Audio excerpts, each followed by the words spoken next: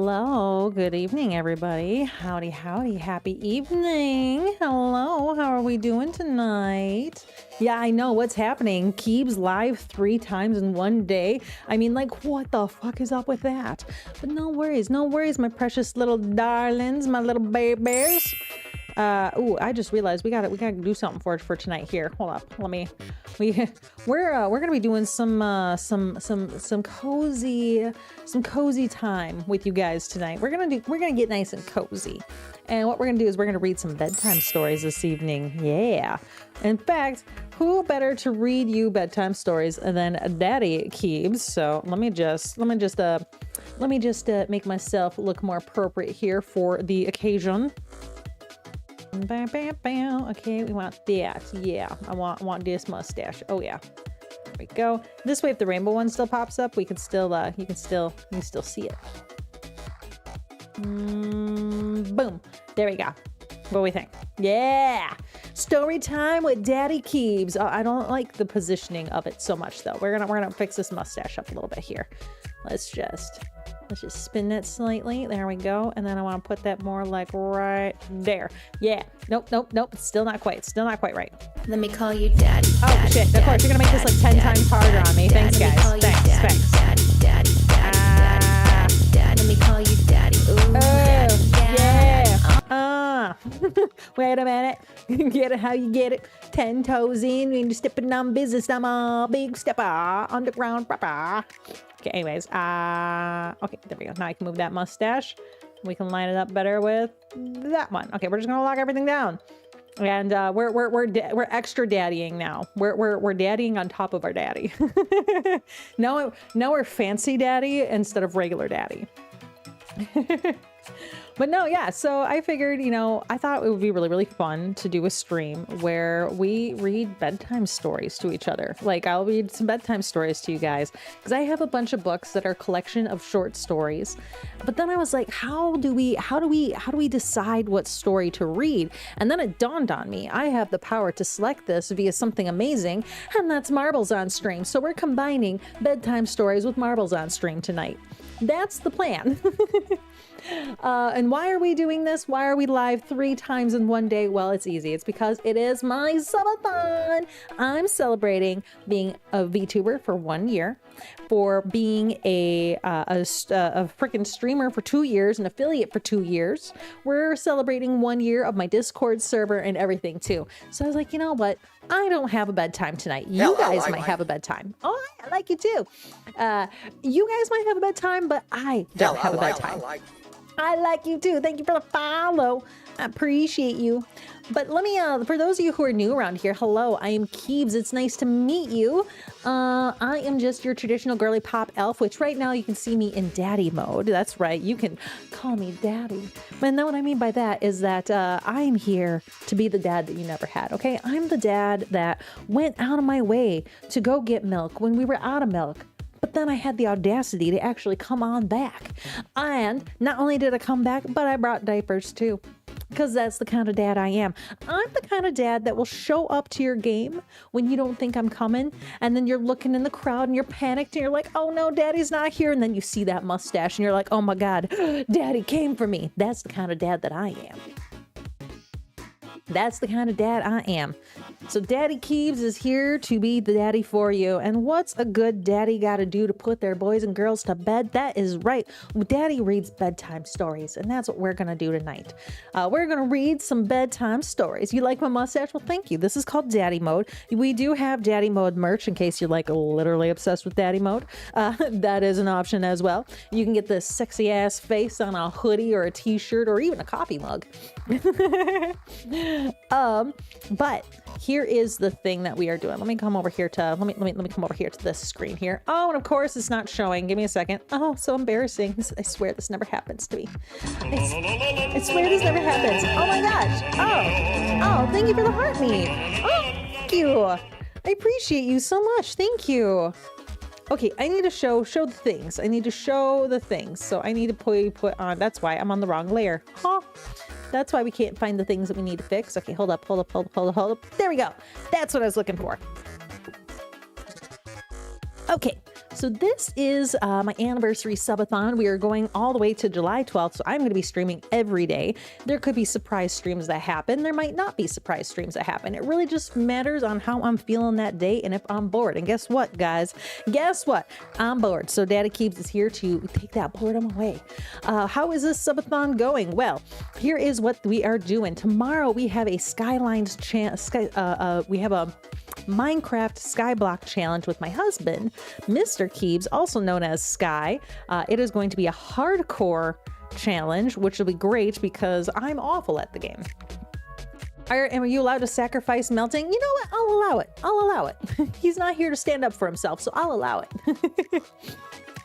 So we're going to be doing a Minecraft Skyblock challenge in the evening tomorrow night. However, sometime during the day, we will continue on with our City Skylines challenge that we started today. So those of you that were really into that. Now, because this is a subathon, we have rewards. So 1 sub equals a spin on my punishment wheel. A tier 2 sub gets you 2 spins. A tier 3 sub gets you 3 spins. If you decide to gift 5 subs, you also get your name on me. If you do 10 subs, you also get to write a tweet for me. If you do 20 subs, you get to choose my profile picture. If you do 50 subs, you are gifted a t-shirt of choice from my merch store. At 100 subs, you actually get to help design the next merch item. So that is your rewards for subscribing. Now, I will say those of you watching over on TikTok, you don't have the ability, well, I mean, you can sub. However, if you do a galaxy, you will also trigger a punishment wheel spin. And you might be like, but Keebs, what is on this punishment wheel? I'll tell you, all this shit is on the punishment wheel. I might be forced to eat a spoonful of ketchup, or say ooh, or do 10 squats, or eat some horseradish, or draw you a picture, or give a giveaway of a magnet or a sticker, or have to eat the most horribly extreme sour candy possible. We might have to ban a word for 2 minutes, which would be really interesting considering I'm reading books to you tonight. Bean boozled. I might have to eat some nasty ass jelly beans. I might have to do a plank for a minute, or eat a pepperoncini or a dab of ghost pepper hot sauce. I mean, the possibilities are semi-endless. And all it does is, all it triggers this is a sub or a galaxy. And you can do that at any time. These are our sub goals. We have unlocked the free Keebs wallpaper. You can get that in my Ko-Fi store. We also have unlocked the pizza and the Steam card giveaway. Now, if you missed the Steam card giveaway, guess what? You can get in on the giveaway in my Discord server as well. I have not 1, not 2, but 3, count them, 3 giveaways going on in my Discord server. So if you are 18 plus, you are welcome to join my Discord. You can enter those giveaways. What we're giving away in my Discord server to celebrate this extravaganza is a $20 Steam card, or for Xbox or PlayStation, winner's choice. We're also giving away a Sparkles Fan Club coffee mug. Sparkles is the mascot of the channel, in case you don't know that. And the last thing we're giving away is a copy of Pal World, which we're going to announce the winner on July 9th. So you have it in time to download it so you can play it on launch. Hell yeah. Hi, T-Rex. Hi, CB Carrot. And let you speak for a minute. No. Why do I have a mustache? Because I'm your dad. I'm here to take care of you, baby boys and girls. And we're going to read some books tonight, and it's going to be magnificent. That's right. Call me daddy. Call me daddy. So here's how this is going to work. Let me go ahead and just move over here. Hello, hand cam stream. Oh, let's switch just a little bit. There we go. I like it to be as straight as possible. And as you see, yes, I do have my water on hand. It's late at night, but we got to make sure the throat is nice and coated for our reading. Yeah, because we're going to do some reading, everybody. It's going to be fun. Now, the other thing I want to show you, since we're on this hand cam screen, we also do have our basket of punishment here. I do have a new spoon to submit to the council. What do we think of this spoon, council? What do we think of this spoon? How do we rate this spoon, council? It's got some nice heft to it. Hey, Lenixel! We're gonna celebrate one more time. Welcome. How you guys doing, Lenixel and friends? You guys are rating in from streaming Borderlands. Hell yeah, you came at a good time. I'm starting my subathon. Well, I've been in my subathon. You think I'm just moving? Yeah, I am just moving. So yeah, I don't. Oh, it's weird that I sound like AI because this is just how I sound all the time. But no, I am actually puppeteering the creature you see on screen. This little elf chick. That is me. I'm just puppeteering that. If that makes sense. Think of it like a puppet. It's just a digital puppet. Cat Chaos level high, yes. So hello Raiders, I am Keebs. I am your resident elf girly pop who's been trapped in her bedroom by her unicorn overlord named Sparkles. Now, if you don't know what's going on around here, we're in the middle of a subathon because it is my 1-year anniversary of being a VTuber, my 2-year anniversary of being a streamer. And because of that, we're doing a thing where every sub or galaxy, if you're over on TikTok, does spin on my punishment wheel where I might have to eat one of these nasty things or do some nasty exercises or give away some kick-ass merch. So that is happening at any point tonight. So if we get interrupted, that's what's happening. That's what's going on. Now here's what's going on tonight. Because it's nighttime, it's Monday. You guys worked hard today. I know you worked hard. I know you guys did so much today. And you know what? You deserve some love and attention. And you deserve Daddy to come in and just make things better. My youngin', my as creepy, a slime, apparently. the gatekeeper of Harrispa. We're going to do it as a slime. It's fine. It's fine. But here is what we're going to do. I have 3 books. The very first book we have, and these are the storybooks I used to read as a child. Okay. So these are near and dear to my heart. But the very first one, we have Grimm's Fairy Tale. Okay, Matter, you're subscribed for 25 months. Holy cow. Holy cow. Oh my God, 25 months, K-Mads, congrats. You know what that means? That means K-Mads is making me spin the wheel of punishment. So let's see, K-Mads, what are you going to make me do? What awful thing is coming my way? We shall see here in just a moment. And spin. Here we go. Here we go. Oh boy, I'm nervous. I'm nervous. What could it land on? This is the first time we've spun this today, by the way. So let's see, what is it landed on? It is, 10 squats. Okay, you know, because every story time you need a daddy who's ready to like squat it up. So here we go. Ready? We're gonna squat. All right, ready? And 1, yeah. And 2, yeah. And yes, I stick my arms out. 3 when I squat. And 4. And 5. 6. 7. 8, 9, and 10. There we go. And hey, no worries. Honestly, K-Matter, I could probably stand to use a little exercising considering this is my 3rd time streaming today. Is this a Razer Nagra MMO mouse? Yes, it is. Yes, it is. And before I got my Stream Deck, I used to program this to all of my VTuber actions, and I would use this as my Stream Deck essentially. And also for playing WoW. All right. So now that we've done our punishment, thank you, K-Mad. And again, welcome back to the Chaos crew. We are happy to have you for 25 freaking months. Fun fact, K-Mad was the very first person to ever subscribe to me. Fun. But yeah, so we have 3 books to choose from tonight, and we're going to be hopping between all 3. So we have the Grimm's Fairy Tale. Now, if you don't know the Grimm's books, I love this book. I love the art in this book. Isn't that freaking cool? I love how it looks. Oh, Momo, did you come to say hi? We got baby Momo. You know what that means? We got to flip her over. Ready? Look at the camera. Yay, it's a Momo. She's getting so big. She's so big. I'm trying to train her to enjoy being flipped like that so I can continue showing her off because I love showing her off. Oh, no, I'm not Snack. I am not Snack. No snack. No snack on the Keebs. No snack on the Keebs. Hey. Keebs says I can sacrifice you for extra channel points. Oh, no. Momo, stop stepping on my keyboard, baby girl. Hi. Yes, you take care of yourself, Linux, so definitely do so. Hi, Trancy.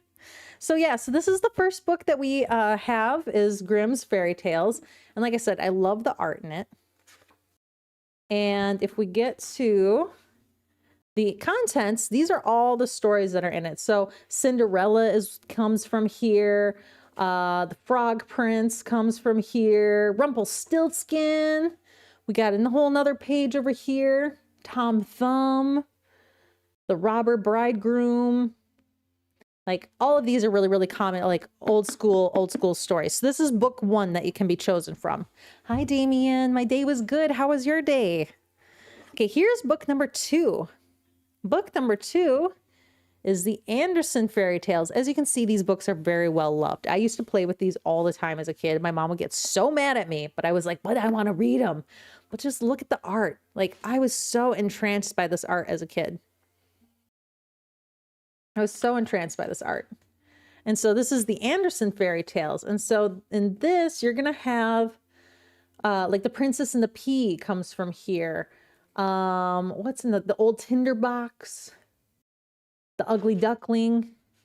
So some good short stories in here as well. So these are the other ones that we can go through. My fave, we're about to hit my fave because it's not in any of these books. My favorite. And the point of this is this book right here. Tales from Arabian Nights. I was obsessed with this book as a kid, and I'm still obsessed with this book. I have 8 copies of this book. My oldest version of this book is it was published in 1812. The way that this works. Did it! You Oh my did God. It. Oh my God. I knew you would. I just Oh knew my you God. would. Oh my God, you redeemed VIP T-Rex. Congratulations, you are officially VIP. Oh my God. You know what that means is I got to go and get you turned into a VIP. I know you've been saving up for that one. You've been waiting for that one. All right, give me a moment. Give me a moment, we make it happen. La la la la, Roles Manager. Add a new role. We need to add a role for Mr. T-Rex 32785. There we go. And we're going to mark them as a VIP, a very important person. Ooh, look at that. Look at that shiny new badge that you're going to have. You might have to refresh to see it, but congratulations. Congratulations. You're going to dip. Hey, have a great night, Mr. Refund. You've been out of power for 3 days, Millie Billy? Holy shit. I am so sorry to hear that, dude. That's gotta be fucking awful.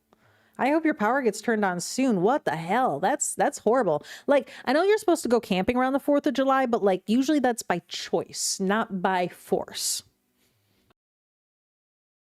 You did it. You did do it. All right, so this book is what was my favorite as a kid. It's called The Tales from the Arabian Nights. And what's cool about this book is that the original title is 1001 Tales of Arabian Nights. And with this story, I have yet to find a copy that has all 1001 tales. So I have 8 versions of this book because every single version of this book has different stories in it. However, this version of the book is my favorite. And the reason for that is because of the art in this book. Let me find some of it to show you. Like, I love the artwork in this book. It's so well done. It's so pretty. Yeah, this is what Aladdin is based on, is a lot of the stories in this book. And I love the ornateness of it. It's just so well done. But anyways, this is the other book that we can choose stories from. And we have a whole bunch that we can choose from. There are obviously more stories than this in all the other books, but I picked this one because, again, I like the art, and I thought that'd be cool to do. So how we're gonna pick the stories is we're gonna have a little fun, and the way that we're gonna have a little fun is we're gonna play some marbles on stream, and whoever wins the race gets to pick the book and the story that we read first, and then we're gonna read it out loud, and then we're gonna come back, do another race, and you guys get to pick another new story. You think we should read my favorite story? The problem is that a lot of these are my favorite story. I love so many of these. But if you win the race, you can say, Keebs, you get to pick, and then I will pick for you. And it'll probably be from this book. Because that's how I roll. So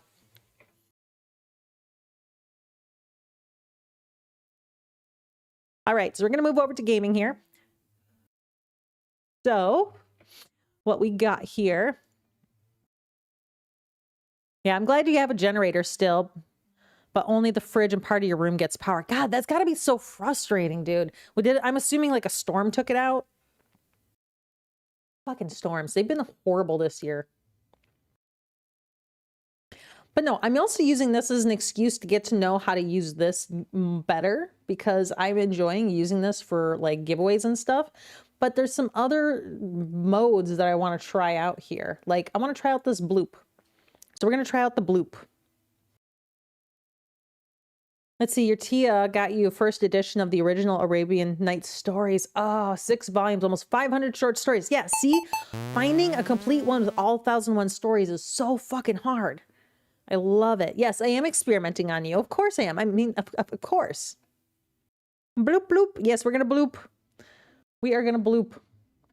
I don't know how this works. Exclamation point. Oh, I won. I wasn't even trying. Okay, do me a favor and exclamation point bloop.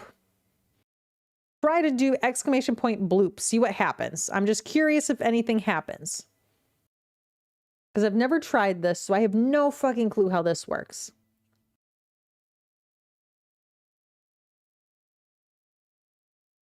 Okay, so bloop, I don't get how that works, so we're going to quit that one. Or do I have to start it first? We'll start it first. We're just going to start it first, see what happens.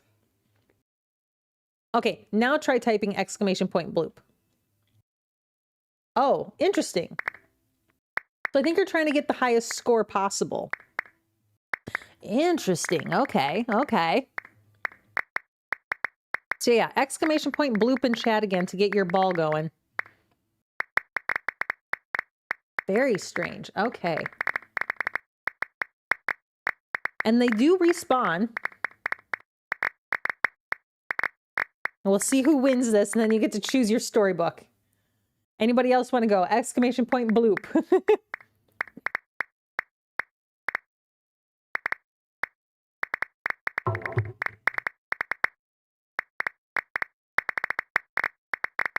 Does it let you go more than once?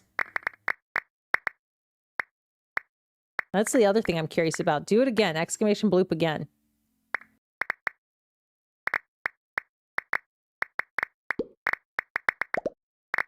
Okay, okay, so it does let you go again. Interesting. Okay. This is an interesting mode. Okay, I'm going to close the game now and see what happens.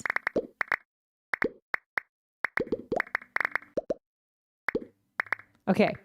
Yeah, I'm going to be honest. I don't quite get how this is interesting, but I don't see a way to make this work in a way that, like, is fair. Don't spam me. You have privilege. Yeah, you do. Okay, we're going to quit that one. We're going to try a different one here. But T-Rex, since you technically won that one, the next one we'll do a different, oh, give me a moment here. Let me get myself resituated here. Oh, yeah, there we go. Yeah, Daddy's ready for you. Okay, so what we're going to do now is we're going to go ahead and read our first story, guys. So T-Rex, you get to choose. Which book do you want? Red, green, or blue? I pick. Okay, we're going to go with the blue one. Story-wise, I'm feeling... the first old... Wait, is it the first old man? No, it's the fisherman. The fisherman. We're going to do the fisherman. That's a classic story. If you haven't heard of this one, I'd be shocked. Okay, so first off, let's appreciate the art. The race is more fun? Yeah. So here's the art for the fisherman. Isn't that great looking? I want to pick a piece of art from this book to get tattooed someday. That's how much I love this book. Okay. Let me get my stuff situated here because I want you to be able to see the book while I read it too. How's the volume of the audio of the music to my voice? I assume it sounds okay because you guys normally complain if it doesn't. Okay.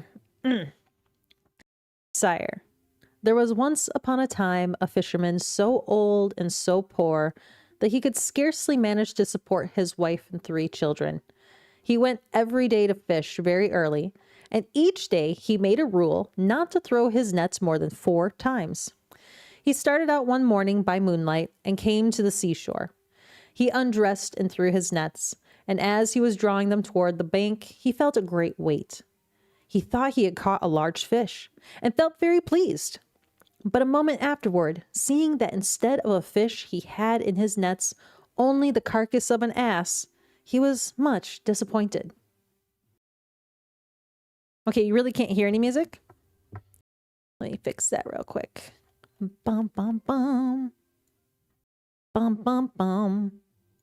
How's that? Say hello to my little friend. How's that? Bum, bum, bum, bum. There we go. And now we're chibi-fed. Okay, so far he caught a carcass of an ass. That's as much as he's gotten. Vexed with having such a bad haul, when he had mended his nets, which had been broken in several places, he threw them a second time. In drawing them in, he again felt a great weight, so he thought they were full of fish, but he found only a large basket full of rubbish. He was much annoyed. "Oh, fortune," he cried, "do not trifle thus with me, a poor fisherman who can hardly support his family." So saying, he threw away the rubbish, and after having washed his nets clean of the dirt, he threw them for the 3rd time. But he drew in only stones, shells, and mud. He was almost in despair. Then he threw his nets for the 4th time. When he thought he had a fish, he drew them in with great deal of trouble. There was no fish, however, but he found a yellow pot, which by its weight seemed full of something, and he noticed that it was fastened and sealed with lead and pressed with a seal. He was delighted. "I will sell it to the founder," he said. "With the money I get for it, I shall buy a measure of wheat." He examined the jar on all sides. He shook it to see if it would rattle, but he heard nothing, and judging from the impression of the seal and the lid, he thought there must be something precious inside. To find out, he took out his knife and with little trouble opened it. He turned the jar upside down, but nothing came out, which surprised him very much. He set it in front of him, and while he was looking at it tentatively, such thick smoke came out that he had to step back a pace or 2.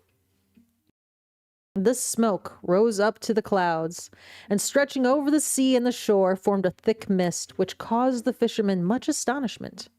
When all the smoke was out of the jar, it gathered itself together and became a thick mass, in which appeared a genie, twice as large as the largest giant. When he saw such a terrible-looking monster, the fisherman would have ran away, but he trembled with so fright that he could not move a step. "Great king of the genii," cried the monster, "I will never again disobey you." At these words, the fisherman took courage. "What is this you are saying, great genie?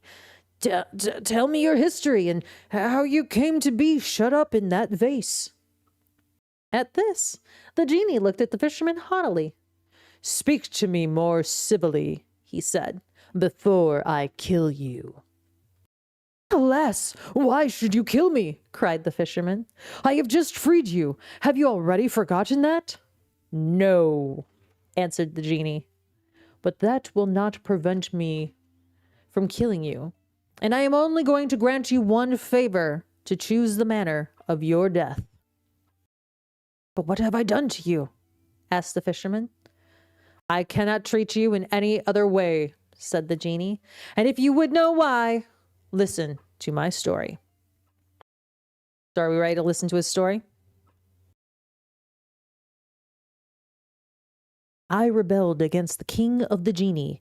To punish me, he shut me up in this vase of copper and put on its leaden-covered seal, which is enchantment enough to prevent my coming out.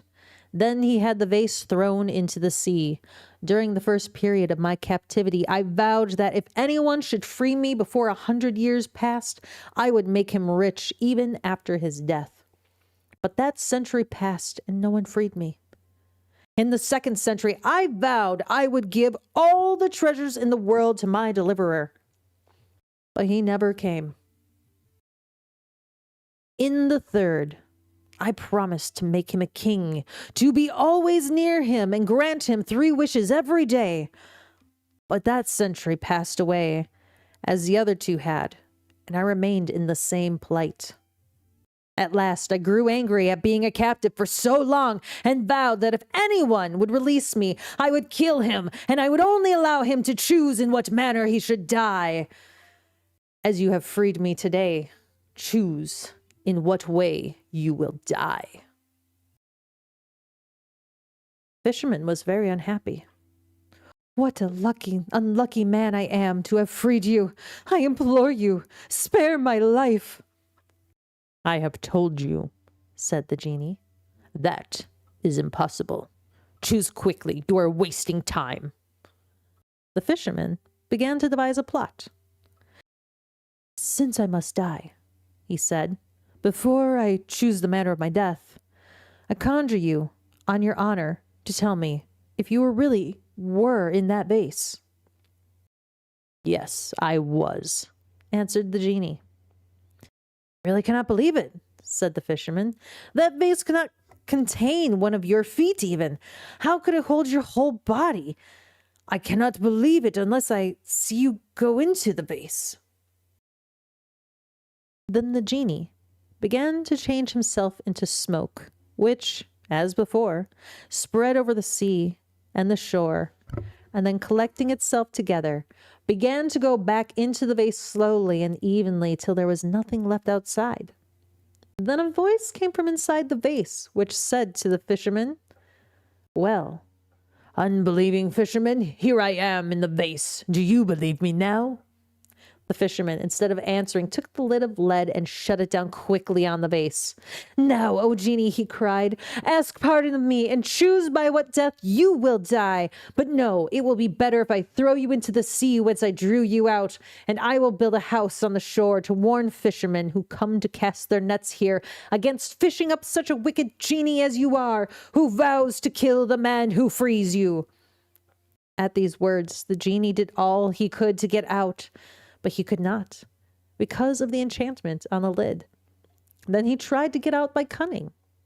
If you will take off the cover, he said, I will repay you. No, answered the fisherman. If I trust myself to you, I am afraid you will treat me as a certain Greek king treated the physician, Douban. Listen, and I will tell you. And that is the tale of the fisherman. Oh, and I keep hitting my microphone. Let me adjust this. There we go. That should be better. What do you guys think of that one? Or did you guys fall asleep? It's okay if you did. That's what Bedtime Stories with Daddy Keebs is. It's a-okay to pass out. And it's a-okay if you can't sleep and you need somebody just to hang out with. That's okay too. All right, we have a soothing voice, really. Well, I'm glad to hear that. I'm glad to hear that. I'm glad I can bring you a little bit of comfort tonight. This is really nice. I'm having a lot of fun doing this, honestly. I'm finding a lot of joy in this. Freckles says, oh, T-Rex, did you hear about the fisherman who found a magic lamp? He said this genie is really bottled up. That was a good one. Do I watch anime? Yes, I do. I do watch anime. In fact, my husband and I were watching Arcane. It's the first time I've ever watched Arcane, and I'm really, really excited. We're almost done with season 2, and oh my God, it's so good. It's so good, and I'm so mad I waited so long to watch it. Nothing says soothing like a chibi with a mustache. That's right. That's right. You know why? Because Daddy Chibi's here to take care of you and tuck you in and kiss you very gently on the forehead. Mwah! Just like that. We gotta make sure you feel loved. You know, you deserve it. When was the last time you were read a bedtime story? You know? Is making you miss your Thursday night short story reading circle? Should I make this a regular thing where we get together and read short stories? It's been 84 years. All right. So here's what we're gonna do. We're gonna get to another story, but again, how we pick our story is we're going to do marbles on stream. This is not what I want. How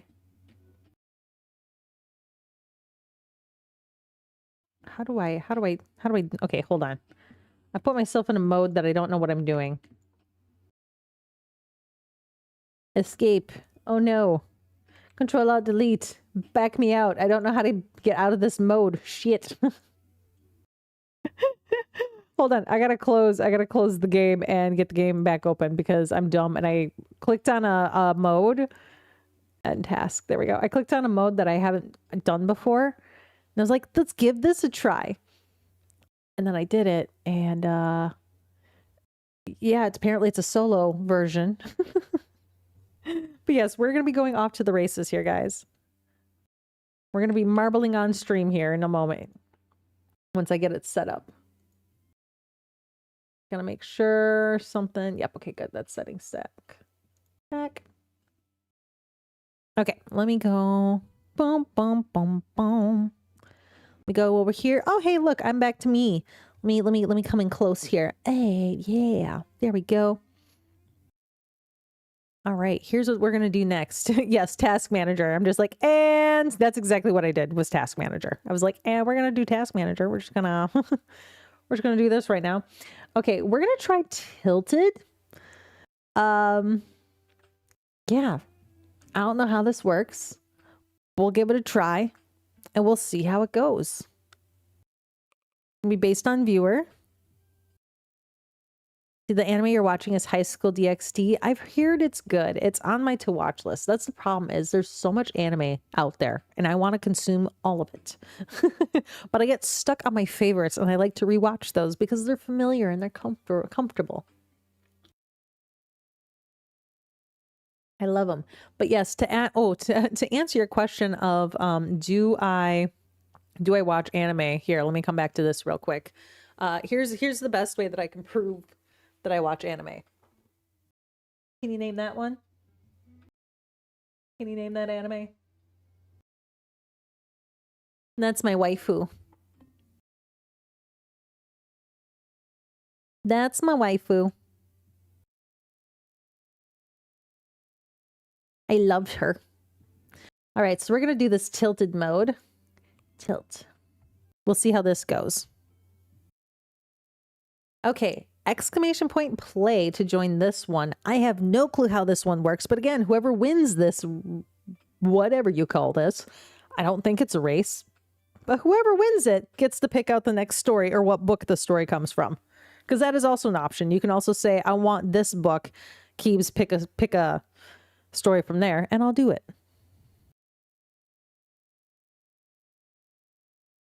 So yeah, exclamation point play. I have no idea how this works. Okay, apparently there's an end down there. Yes, the plot. You totally watch it for the plot. I believe you 100%. Totally believe that. Yes, exclamation point play if you want to have a chance at picking what book the next story comes from or the actual next story that we read. Exclamation point play in chat. And if you've passed out, that's okay too. My plot's going everywhere. Hey, Onion. Just a tilted map, say you can see so far. Yeah, so I don't really know how this works, but we're gonna figure it out. Okay, all right, guys, we're gonna go ahead and click start. This is your last chance. Going once, going twice. Exclamation point play in chat if you want a chance at choosing our next story. Final call. All right, here we go. All getting in there in the last second. I see you.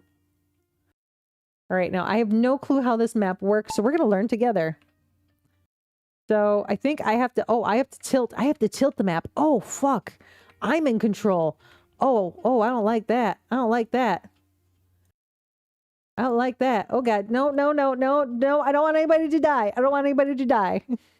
Okay. Who won? Who won?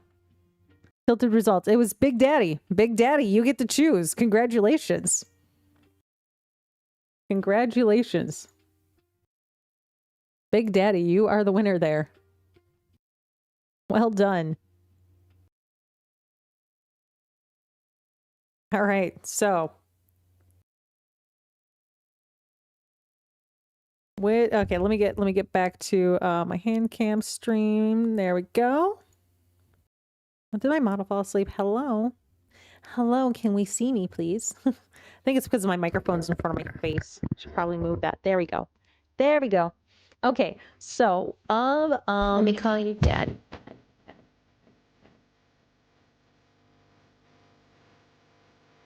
oh, and my other message isn't coming up. Yeah.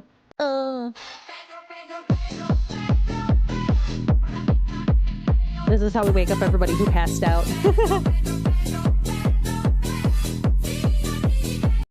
I love it. First impression of you? Oh, I love that. Welcome. Oh, God.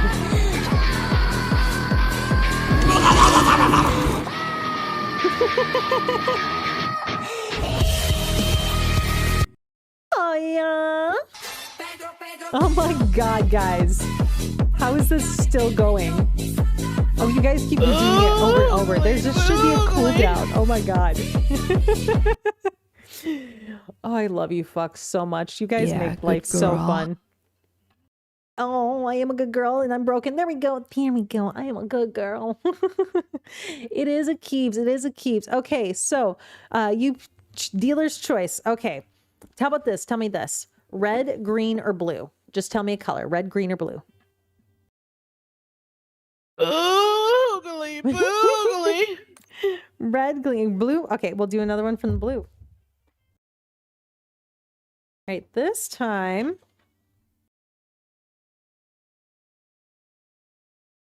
Did you like the genie story? Because this has a lot of genie stories, I will say. We could do ooh, or I know. That one's a bit long though. Let's go with that one's really long. Oof. Well, let's go with let's do the Merchant and the Genie. The first genie story. You deadass have that green book, this one right here? Hell yeah. We can read together. My day was really good. I literally spent my whole day gaming and streaming, and I had so much fun today.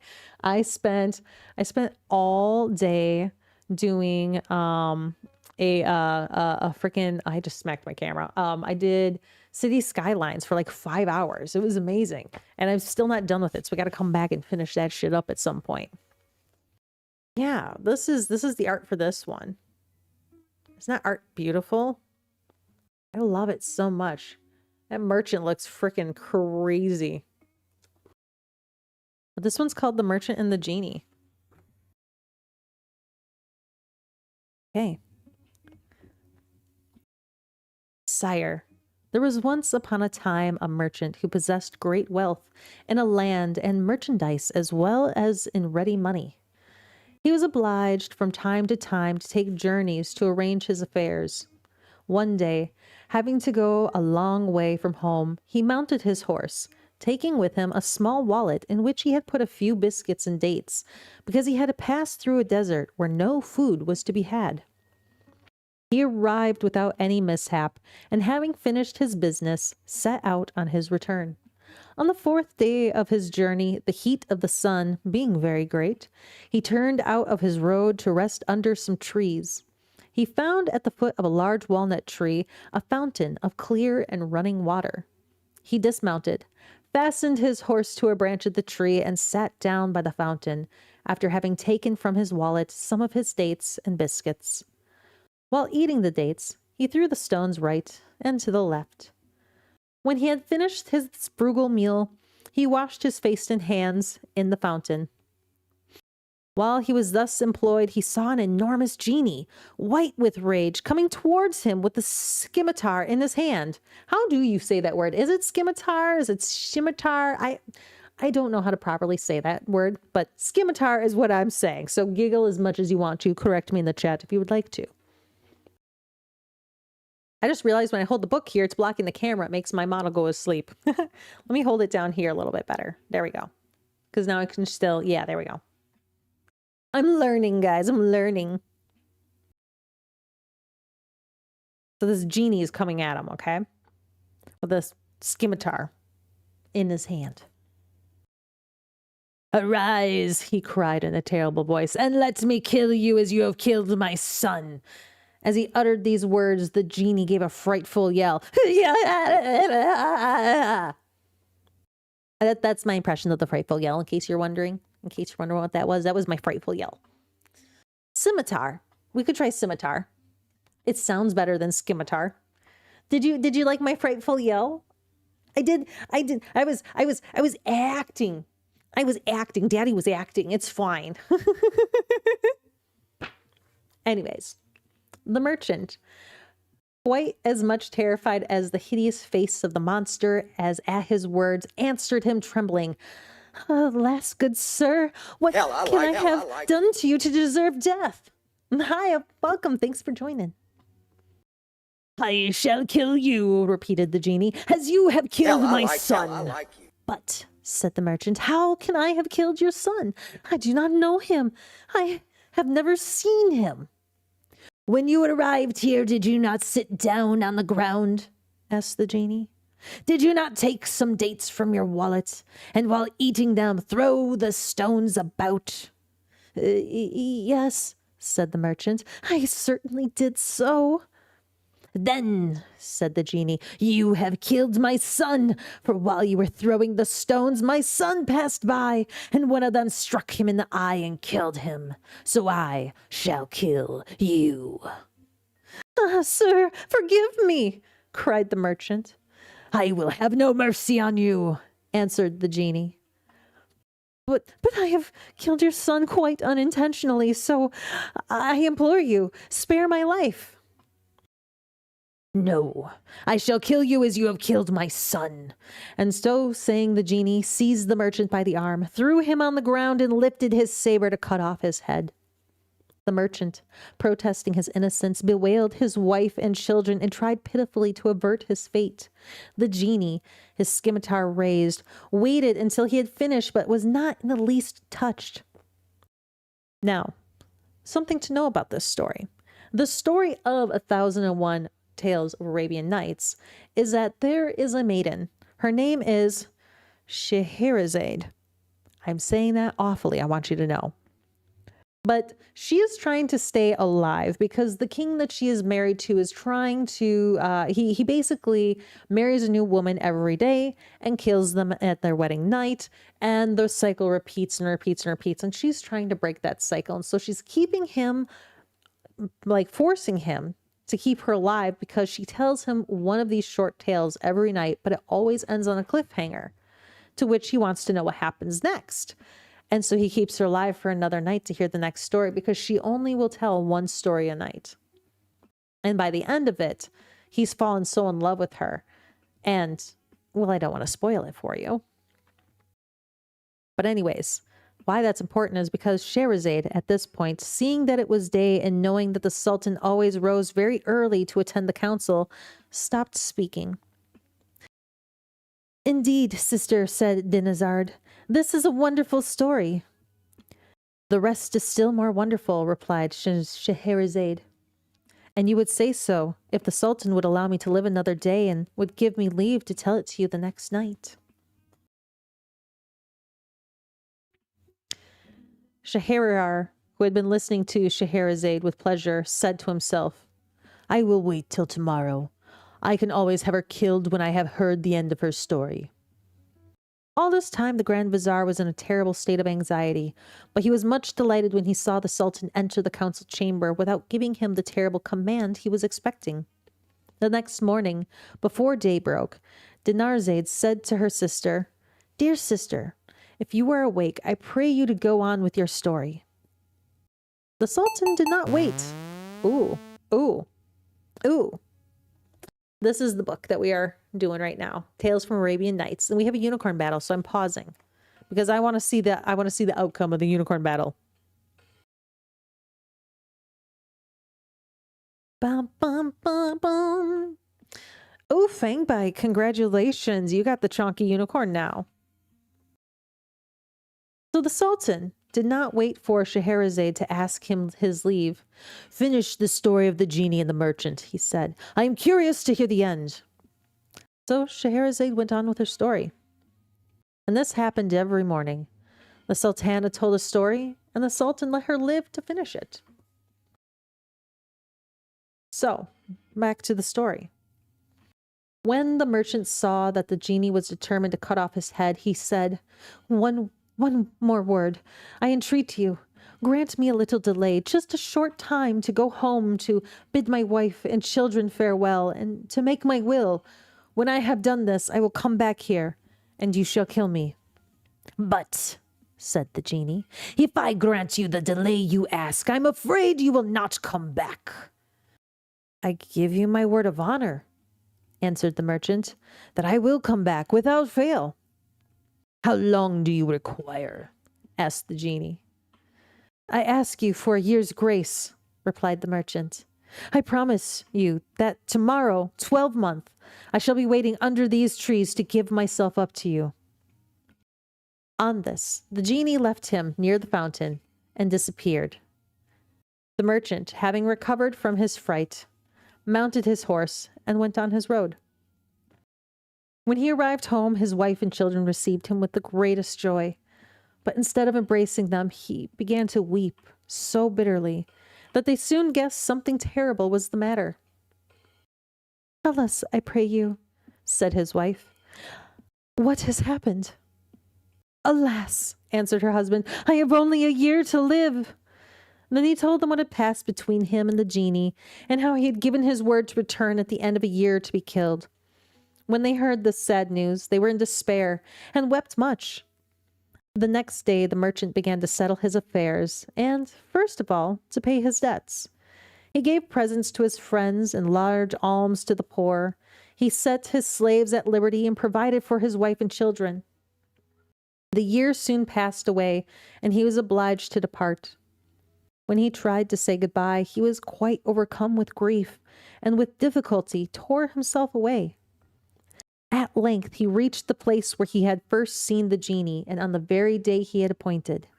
He dismounted, and he sat down at the edge of the fountain, where he awaited the genie in terrible suspense.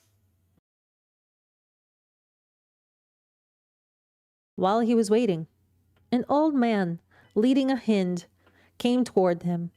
They greeted one another, and the old man said to him, May I ask, brother, what brought you to this desert place where there are so many evil genii about?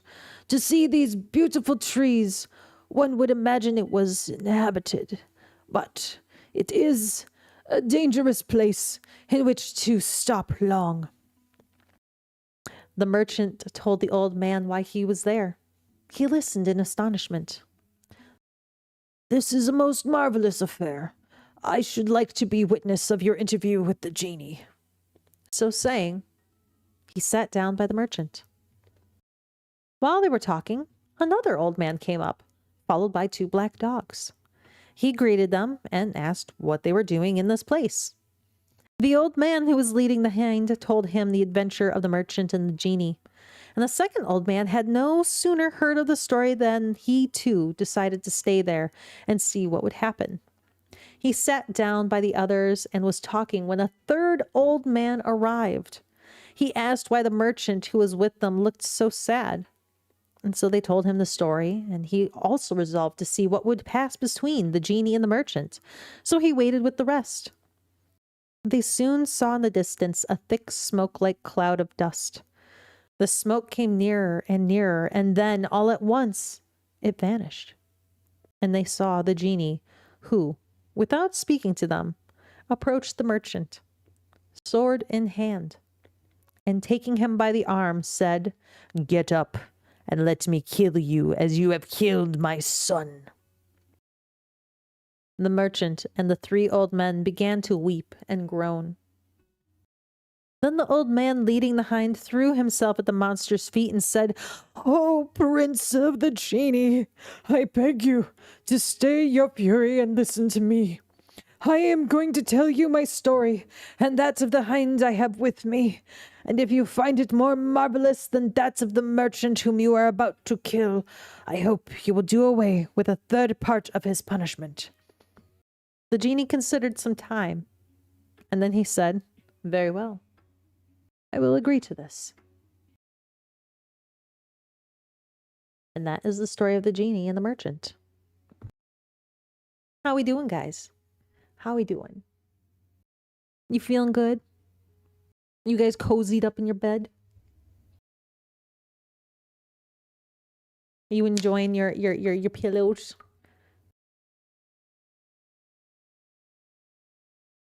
For those of you that have passed out, I hope you're having pleasant dreams right now. I hope the genie's not giving you any nightmares. But you know what we're going to do?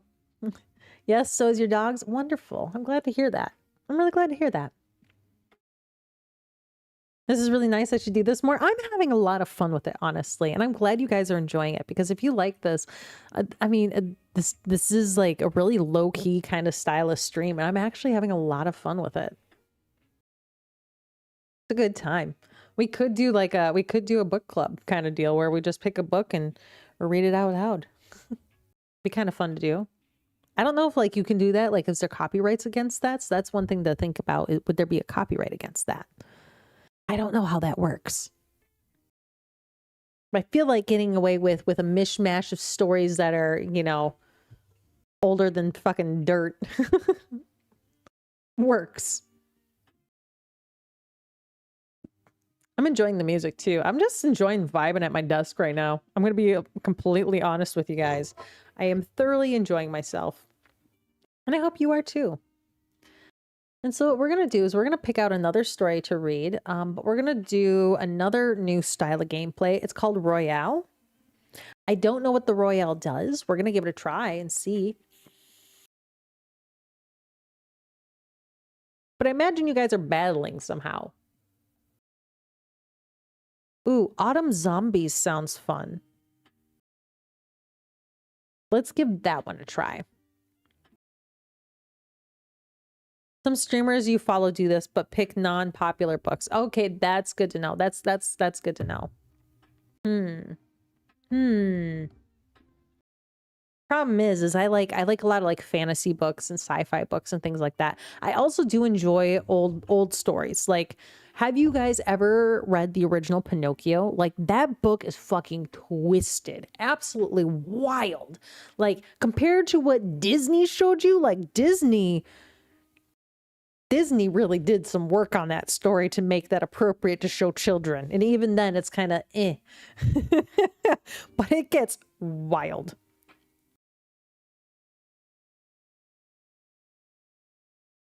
Yeah, anything older in public domain should be fine.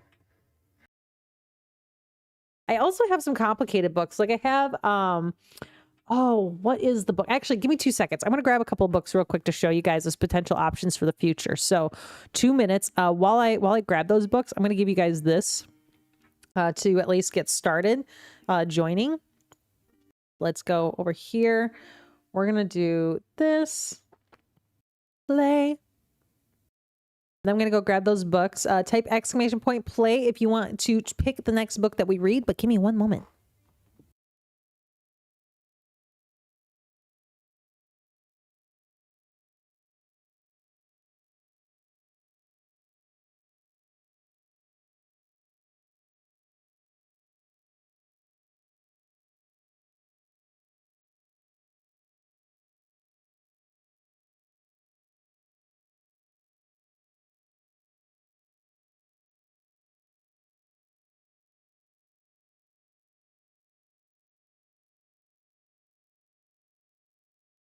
All right, I've returned, guys. Okay, !play if you want to choose the book. But no, I was going to show you guys this. I don't know if there's any book nerds here, but if there is, you'll probably really appreciate this. But hand cam. Okay, so I have these 2 copies. I have the Iliad, Homer, translated by Emily Wilson. I also have The Odyssey by Homer, translated by Emily Wilson. Well, why is that important? Why am I highlighting the author? Well, the Iliad and the Odyssey in all of history has only ever been translated by men. Nothing wrong with that. The only problem is that they had this tendency to misinterpret words and change the meaning of things, which is kind of annoying. It not just kind of annoying, it's really freaking annoying. And it changes the meaning of the story. And so she did is she went through and was more for curiosity and went through to read these originals in their original language and started translating them. And then after she started translating them, she realized, wait, this doesn't match up with what I've always read. This was translated incorrectly. So then she went through and translated them herself. And so I'm going to read these at some point, but I just wanted to show these off because I was like, oh my God, I'm so excited to read them. So book nerd. Oops, sorry about that. But yeah, okay, let me go back to this here, because this is what we really care about. No, that is not at all what this is about. We. All right, guys. So what we're going to do is we're going to be picking our next story to read. If you want to give that a try and try this new mode, which is like Autumn Zombies, I'm not entirely sure how this works or how this is going to happen. Do ! Play in the chat if you were on the purple app. Those books sound lovely. I know. I'm so excited to read them, Trancy. Yeah, ! Play if you want to pick out the book. Give you guys a couple minutes here. And then we'll pick out another story. And if it gets to a point where people aren't really doing the marbles, we'll stop the marbles and we'll just do straight stories, and I'll just mix it up and pick a new story each time. I have seen Kamen Rider. I have seen it. Been a while, but I have seen it. My husband made me watch it. Bum, bum, bum, bum, bum, bum, bum, bum, bum. Okay, this is going to be your last call. ! Play in the chat on purple app. I wish I could like click TikTok up with this. Like that would be amazing. I really wish it could happen. Yep. All right. You have all the merch? Oh, heck yeah. That's so cool. All right. So ! Play in chat. Going once. Going twice. And we're going. I have no idea how this works. So we're just going to kind of watch, I guess, and see what happens with this one. This is like a battle royale version. Not sure how it goes. It's a top 10 situation. Oh, God. Someone's awake right now, I bet. Oh, yeah. You guys are like fighting. You're fighting. Oh, no. Oh, TikTok. Nope. Come on, TikTok. Sorry, I'm having TikTok issues. Hell, I like there we go. I like it too. I like you. Okay, I'm doing really bad at this. Okay, T-Rex and Trance. You guys are going at it. Oh, Melton's over here in Emicatur too. Crazy. So apparently you guys just literally just beat the shit out of each other. I have no idea how to manage this map or this camera. Okay. Ooh, melting. Emicatur is like coming for you, man. You're not doing so well. And then there were two. T-Rex got Trancy.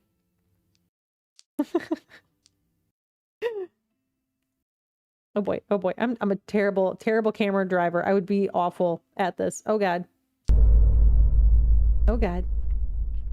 We have a winner. Oh. Emicatur, well done. Congratulations. You are the winner. Final results. Very nice. That is kind of a weird mode. I don't know if I like it. I think I like the races more. All right, but what's important is coming back to here. Okay.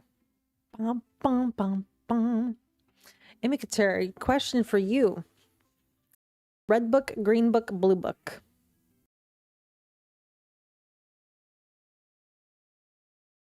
Which book are we doing next?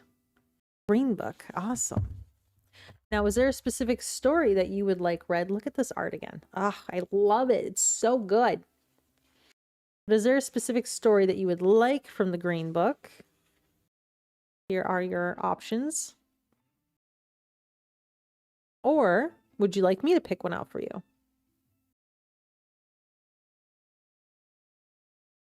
The Bell. That is page 233. Bum, ba-dum, bum, ba-dum, ba-bum. 233. All right, The Bell. So what book we are reading from, just to catch you guys up. This is the Andersen's fairy tale, so Hans Christian Andersen. That is what we're reading. We're reading a story called The Bell. Actually, let me take some water really quick. Let me make sure I have some water.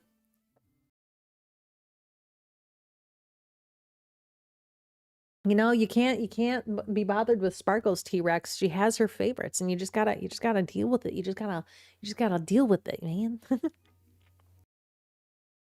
Oh, thanks. Hello. I appreciate that. Yeah, no, my PC, if you don't know, I'm actually sponsored by a PC company. Well, not really sponsored. I'm partnered, I guess is a better way to put it. Onion Garden Computers. They are the ones that built my PC, actually. And it actually has me on it. And you can actually get the case with me on it or an actual PC with me on it if you want, which is really freaking cool. I think it's really cool. But anyways, enough about me. I mean, it is all about me. Let's be real here. But no, it's about the story. It's about the bell. Okay. Locking in. In the evening at sunset, when the glimpses of golden clouds could just be seen among the chimney pots, a curious sound would be heard, first by one person, then by another. It was like a church bell, but it only lasted a moment because of the rumble of vehicles and city street cries. "There's the evening bell," people would say. "The sun is setting." Those who went outside the town where the houses were more scattered, each with its garden or little meadow, saw the evening star and heard the tones of the bell much better. It seemed as if the sound came from a church buried in the silent, fragrant woods, and people looked in that direction, feeling quite solemn. Time passed, and still people said one to the other, "Can there be a church in the woods? That bell has such a wonderfully sweet sound. Shall we go and look at it closer?" The rich people drove and the poor ones walked, but it was a very long way. When they reached a group of willows which grew on the outskirts of the woods, they sat down and looked upon the long branches, thinking that they were really in the heart of the forest. A confectioner from the town came out and pitched a tent there, and then another confectioner, and he hung a bell up over his tent. This bell was tarred, as so to stand the rain, and then the clapper was wanting. The people went home again. They said it had been so romantic, and that meant something beyond mere tea. 3 persons protested that they had penetrated right through the forest to the other side. They said they heard the same curious bell all the time, but then it sounded as if it came from the town.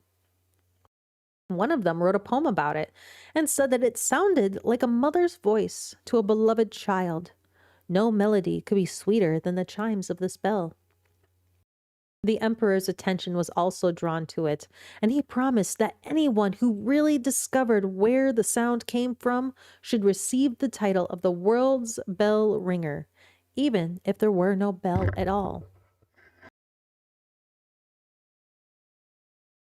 A great many people went into the woods for the sake of earning an honest penny, but only one of them brought home any kind of explanation.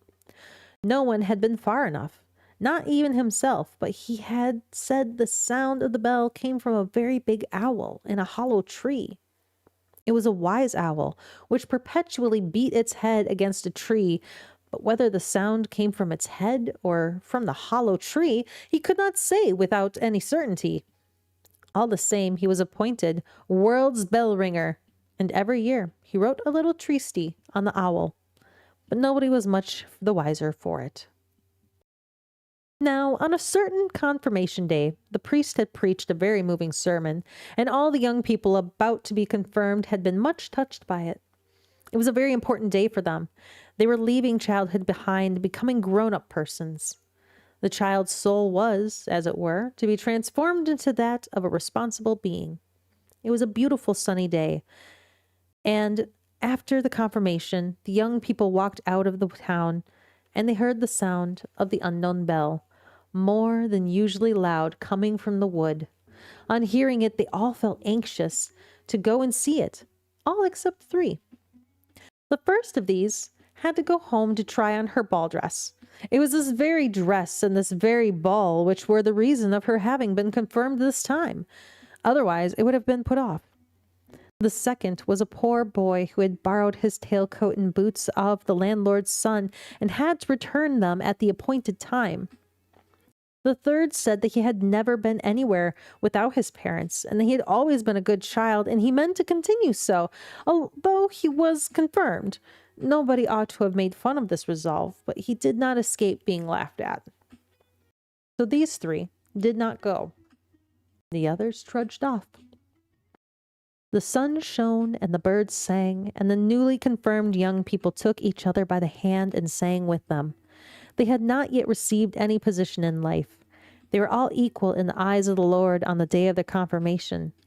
Soon 2 of the smallest ones got tired and returned to town. 2 little girls sat down and made wreaths, so they did not go either. When the others reached the willows where the confectioners had their tents, they said, "Now then, here we are. The bell doesn't exist. It is only something people imagine." Just then, the bell with its deep, rich notes was heard in the woods, and 4 or 5 of them decided, after all, to penetrate further into the wood. The underwood was so thick and close that it was quite difficult to advance. The wood rough grew almost too high. What the hell is that word? Okay, look at this word. Hold on. Sorry to interrupt this, but it's this one right here. Convolvulus? What the fuck is that? Convolvulus and brambles hung in long garlands from tree to tree, where the nightly ingles sang and the sunbeams played. It was deliciously peaceful, but there was no path for the girls. Their clothes would have been torn to shreds. There were great boulders overgrown with many-colored mosses, and fresh springs trickled among them with a curious little gurgling sound. "Surely that cannot be the bell," said one of the young people, as he lay down to listen. "This must be thoroughly looked into." So he stayed behind and let the others go on. They came to a little hut made of bark and branches overhung by a crab apple, as if it wanted to shake all of its bloom over the roof, which was covered with roses. The long sprays clustered round the gable, and on it hung a little bell. Could this be the one they sought? Yes, they were all agreed that this must be, except one. He said it was far too small and delicate to be heard so far away as they heard it, and that the tones which moved all hearts were quite different from these. He who spoke was a king's son, and so the others said, "That kind of fellow must always be wiser than everyone else." So they let him go on alone, and as he went, he was more and more overcome by the solitude of the wood. But he still heard the little bell, with which the others were so pleased. And now and then, when the wind came from the direction of the confectioners, he could hear demands for tea. But the deep-toned bell sounded above them all, and it seemed as if there were an organ playing with it, and the sound came from the left, where the heart is placed. There was a rustling among the bushes, and a little boy stood before the king's son. He had on wooden shoes, and such a small jacket the sleeves did not cover his wrists. And they knew each other, for he was the boy who had to go back to return the coat and the boots to the landlord's son.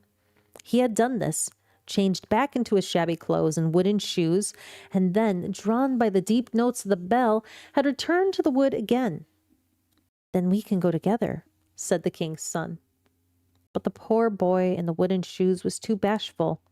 He pulled down his short sleeves and said he was afraid he could not walk quickly enough, and besides thought the bell ought to be looked for on the right, because that side looked the most beautiful. Then we shan't meet at all, said the king's son, nodding to the poor boy, who went into the thickest and darkest part of the wood, where the thorns tore his shabby clothes and scratched his face, hands, and feet till they bled. The king's son got some good scratches too, but he at least had the sun shining upon his path. We are going to follow him, for he is a bright fellow. I must and I will find the bell, said he, if I have to go to the end of the world. Some horrid monkeys sat up in the trees, grinning and showing their teeth. Shall we pelt him? They said. Shall we thrash him? He is a king's son. But he went confidently on, further and further into the wood, where the most extraordinary flowers grew. There were white star-like lilies with blood-red stamens, pale blue tulips which glistened in the sun, and apple trees on which the apples looked like great shining soap bubbles. You may fancy how these trees glittered in the sun. Round about were beautiful green meadows, where stags and hens gamboled under the spreading oaks and beeches. Mosses and creepers grew in the fissures, where the bark of the tree was broken away. There were also great glades with quiet lakes, where the white swans swam about flapping their wings. The king's son often stopped and listened, for he sometimes fancied that the bell sounded from one of these lakes. Then again, he felt sure that it was not there, but further in the wood. Now the sun began to go down, and the clouds were fiery red.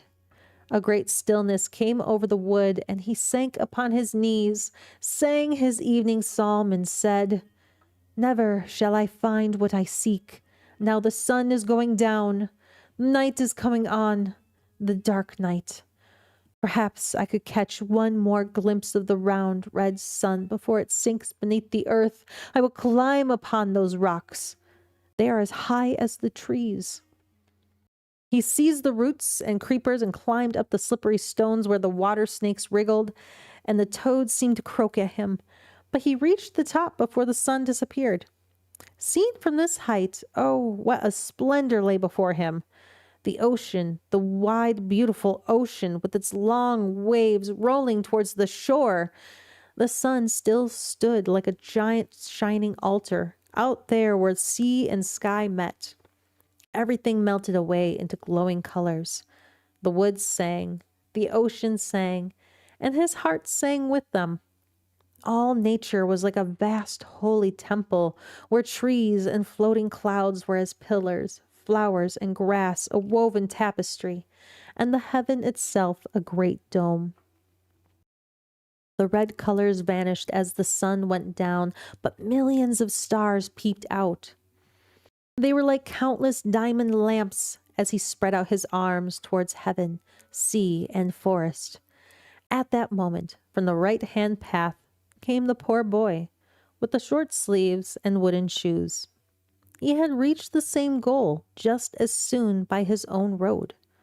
They ran towards each other and clasped each other's hands in that great temple of nature and poetry, and above them sounded the invisible holy bell.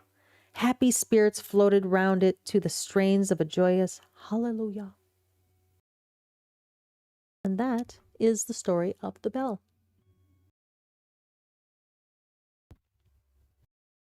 Let's see. Onion tried to get me to get the skin for your PC. Oh, I love that T-Rex. Yeah, I know. He told me. He was like, yeah, but he went with his gun. I was like, that's totally awesome. I love it. I love that you got what you wanted.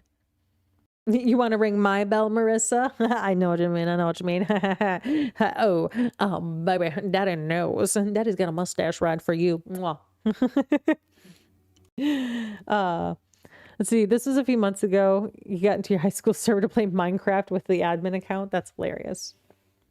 But now that we've done that story, it's time. That was surprisingly cheery. I was waiting for it to get really morbid at any moment, but it didn't. But these are the 3 books that we're reading from tonight. I do need to hydrate. You are correct. I will do that here in a second. I have proof. I do have a bottle of water next to me. But these are the 3 books. And the way that we're choosing what books we read is we're doing a random match on marbles on stream. Because why not? And also because it teaches me how to use it. because there's got to be a better way to do it as far as like the camera, and I got to figure out the camera thing. Okay, we're gonna go back to a regular old race. Thank you. Hydrated. And thank you everybody for liking the lives. I hope you're enjoying the stories. I'm enjoying myself. And to those of you who have passed out, I hope you're having sweet dreams. It's about to get loud because I'm going to do another race. Let's do eeny, meeny, miny, mo. Bum, bum, bum, bum, bum, bum. I want one that kind of fits the vibe of like bedtime, you know? Something that looks like chill, but like not. But oh, you like my avatar? Thank you, thank you. I'm in dad mode right now because I'm reading bedtime stories to all the good little boys and girls in the internet lands. That's what I'm doing, and we're gonna be doing what do you call it? Marbles on stream to pick a winner to choose our next book that we're reading from. Let's do this one. Looks fun. We'll do this one. Bum, bum, bum, bum, bum, bum. Come over to here. There we go. All right. So if you want to choose which one of the 3 books we read from next, you just need to do !play in the chat over on the purple app. And we will do that. !play in the chat if you want to choose the next book. But yeah, welcome. I hope everyone's having a good evening. I hope this is helping you wind down from whatever bullshit you had to deal with today. Because let's be honest, Daddy knows that it's inevitable. When you work on a Monday, you're gonna deal with some bullshit. It just happens. Now because Daddy had off, Daddy's giving you the gift of bedtime story time, so that way you can end your Monday on a good note with sweet dreams tucked in by Daddy. And if you are about to go to sleep, there's your little kiss on the forehead for you. It's important. It's important. That's what protects you throughout your dreams, throughout the night, so you have pleasant dreams. Okay, and you won't totally be terrified by this mustachioed face. Not at all. This mustachio face will not be just like staring at your soul in the middle of the night. I'm kidding. Please do not. Don't be scared. Don't be scared. But yeah, if you want to get in on this Marbles on stream, !play in the chat. And right now we got 3 people. So based off of that, I think we're going to be done doing Marbles on stream after this story. And then we'll just keep picking books and just kind of go through it like that. All right, going once. Going twice. !play. This is your last chance. And starting. Ba-da-bum, bum, bum, bum. All right, guys, here we go.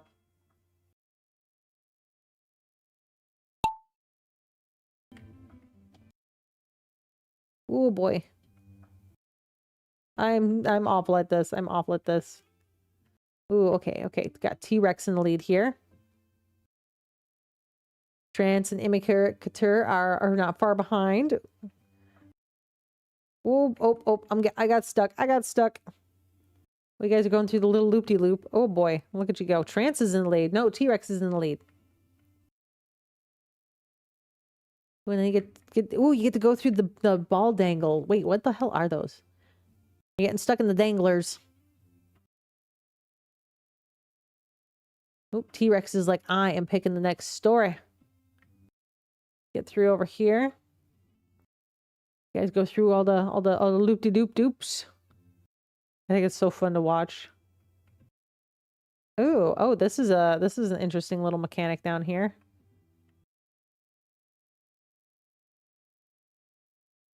Oh, Trancy made it through first. T-Rex is not far behind.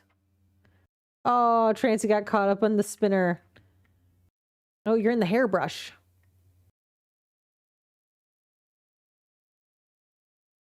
Oh, it just keeps going. It just keeps going.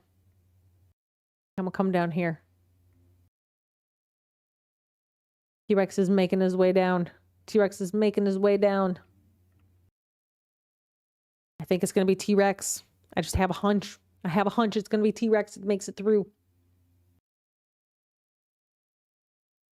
You guys are stuck up there. What are you stuck on up there? You still stuck on that little spinny bobble? I'm going to have to go check that out. Congratulations, T-Rex. Let's go see what's got these guys stuck. Oh, Trance is making it through. Imikatur is making it through. There you guys go. There you go. Come to the finish line. Well done, well done.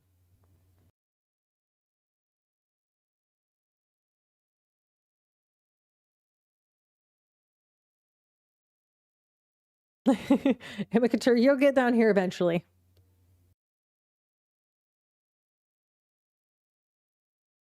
There you go. Well done, T-Rex. There's the final results. All right. Let me go ahead and get back to hand cam here. All right. Which book would you like?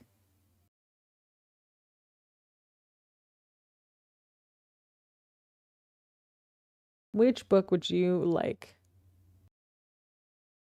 Oh, what happened to my hand cam?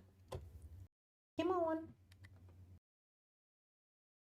I don't want to teach you how to wake with my voice. What the fuck is that about? Resume. There we go. Hey. You want the red book? Yes, we can do that. Yeah, the kitties got to it probably. Who knows? I don't see any of the kitties, so God knows what they're up to right now. But we've got the red book. The red book is the Grimm's Fairy Tales. Now, is there a Grimm's Fairy Tale? Look at that art. Is there a Grimm's Fairy Tale that you would really like to have read to you? Give me a second here and I'll hold this up to the screen for you. I pick? Okay. Let's go with bum, bum, ba-dum, bum, bum.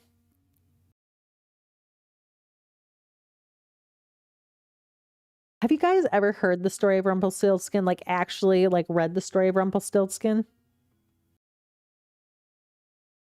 We're gonna do it. We're gonna read Rumpelstiltskin. Because it's a classic and everyone should know this story. Okay, let me get some water. Let me get my let me get my story voice.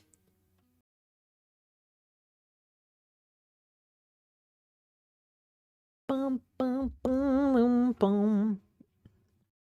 All right, Rumpelstiltskin. Here we go. Excuse me. Me. You got to do vocal warm-ups, you know? Hello, this is mommy. No, this is daddy tonight. And daddy is reading you bedtime stories. So tuck in, get settled, get cozy, okay? Oh, hi, Katsu. You're just in time. I'm reading Rumpelstiltskin next. All right. There was once a miller who was very poor, but he had a beautiful daughter.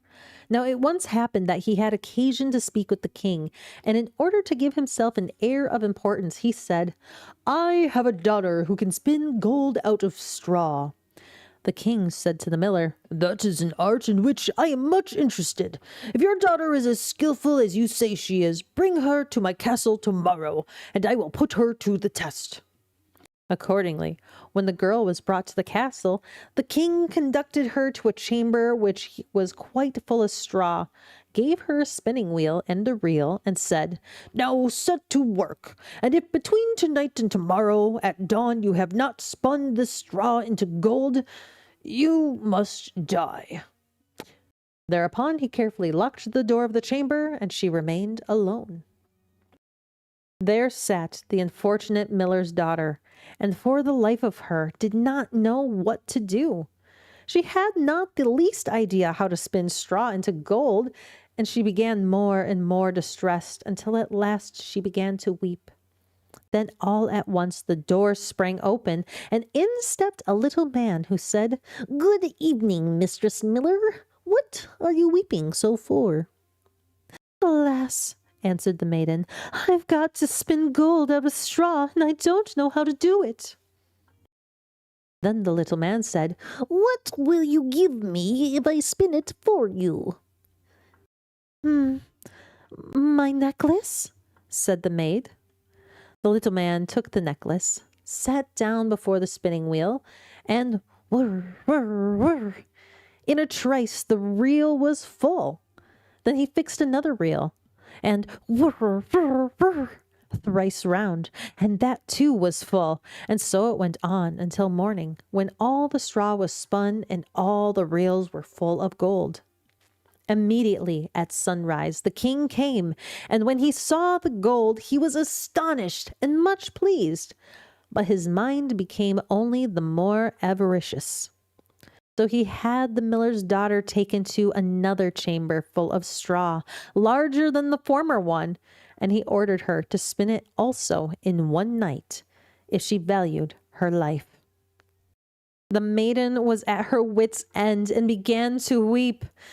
Then again the door sprang open, and the little man appeared and said, "What will you give me if I spin the straw into gold for you?" The ring off my finger," answered the maiden. The little man took the ring and began to whir again at the wheel, and by morning had spun all the straw into gold. The king was delighted at sight of the masses of gold, but was not even yet satisfied. So he had the miller's daughter taken to still larger chamber full of straw, and said, "This you must spin tonight into gold, but if you succeed, you shall become my queen." "Even if she is only a miller's daughter," thought he, "I shan't find a richer woman in the whole world." When the girl was alone, the little man came again and said for the third time, "What will you give me if I spin the straw for you this time?" "I have nothing more to give," answered the girl. "Well, promise me your first child if you become queen." "Who knows what will happen?" thought the miller's daughter, but she did not see any other way of getting out of the difficulty. So she promised the little man what he demanded, and in return he spun the straw into gold once more. When the king came in the morning and found everything he had wished, he celebrated his marriage with her, and the miller's daughter became queen. About a year afterwards, a beautiful child was born, but the queen had forgotten all about the little man. However, he suddenly entered her chamber and said, "Now, give me what you promised." The queen was terrified and offered the little man all the wealth of the kingdom if he would let her keep the child. But the little man said, "No, I would rather have some living thing than all the treasures of the world." Then the queen began to moan and weep to such an extent that the little man started to feel sorry for her. "I will give you 3 days," he said. "And if within that time you discover my name, you shall keep the child." Then during the night the queen called to mind all the names she'd ever heard and sent a messenger all over the country to inquire far and wide what other names there were.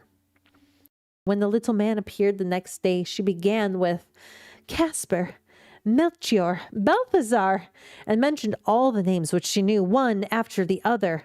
But at every one the little man said, "Nope, nope, nope, nope, nope, nope, nope, nope, haha, and nope. That is not my name." The second day, she made inquiries all round the neighborhood for the names of people living there, and suggested to the little man all the most unusual and strange names. "Perhaps your name is Cowribs, or Spindleshanks, or Spiderlegs?"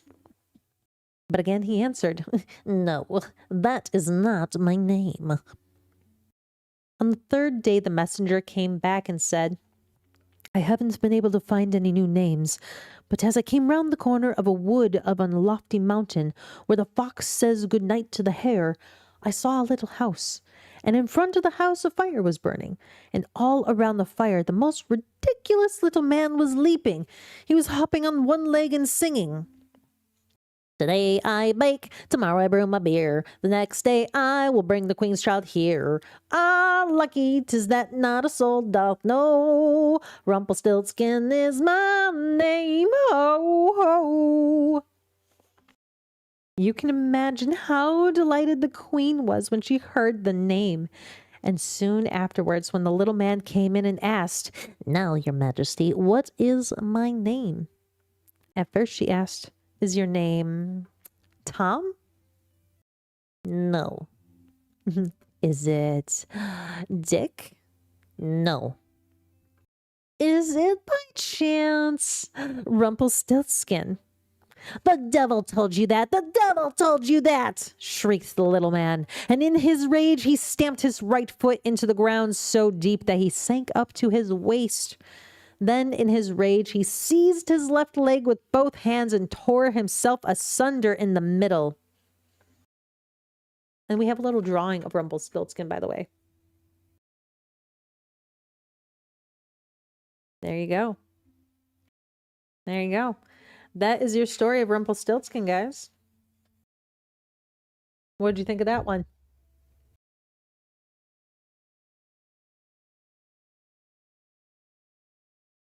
What did you think?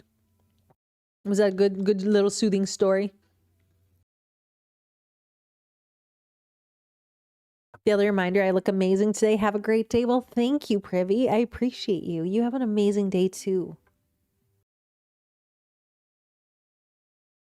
Your friends learned about him from Star Trek? Yes. Oh, I forgot about that episode on Deep Space Nine. That's a great episode. So, you guys want another one?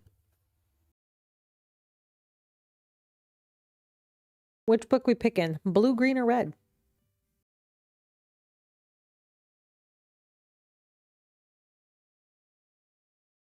Blue? We'll do blue. We will do some blue. I will also drink some more water. Taking care of that throat.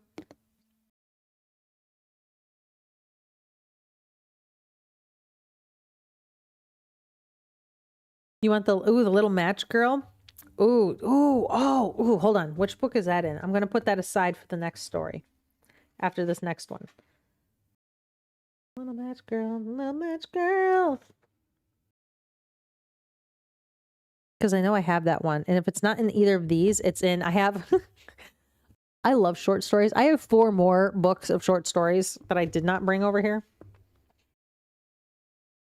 Because they didn't have pretty art. And so I was like, these ones look better on camera. Let's see. Little Match Girl. I forget who wrote that. Yeah, this one. Okay. Yep, it's in this book. Okay. Trancy will do the Little Match Girl next.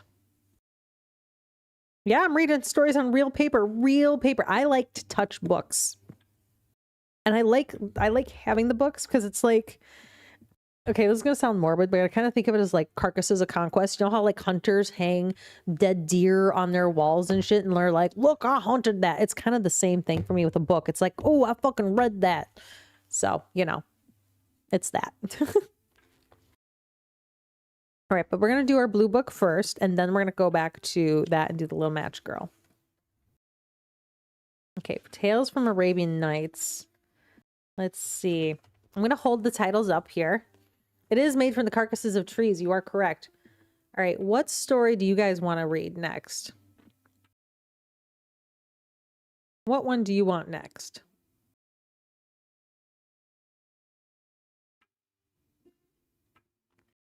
Which story sounds good to you? I should pose with my books like they're fish. That would be amazing. I would love that. What do you think? Which book or which story? Do you guys have a preference? Who do you want me to pick?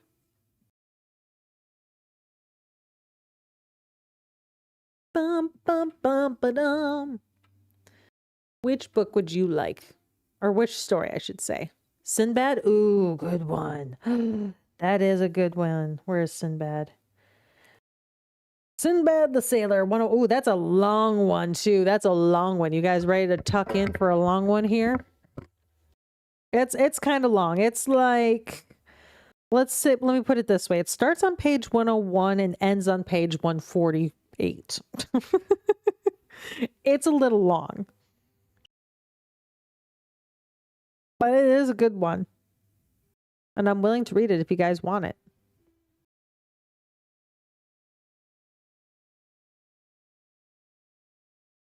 Otherwise, the blind Baba Abdallah is the one that Fangbite requested. Okay, we'll do the one that Fangbite said then. 219. 219. We're gonna get there.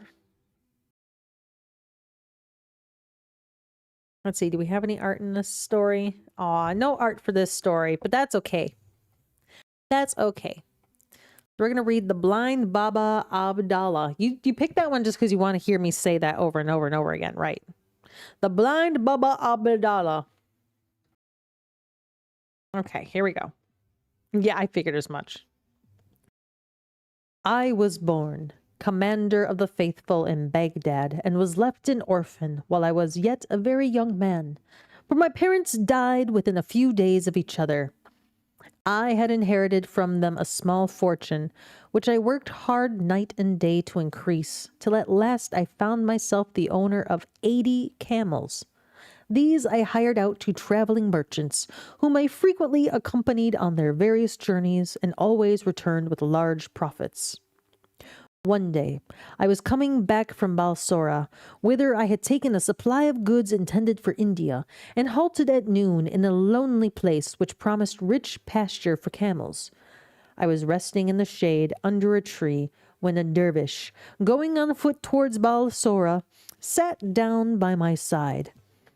I inquired whence he had come and to what place he was going.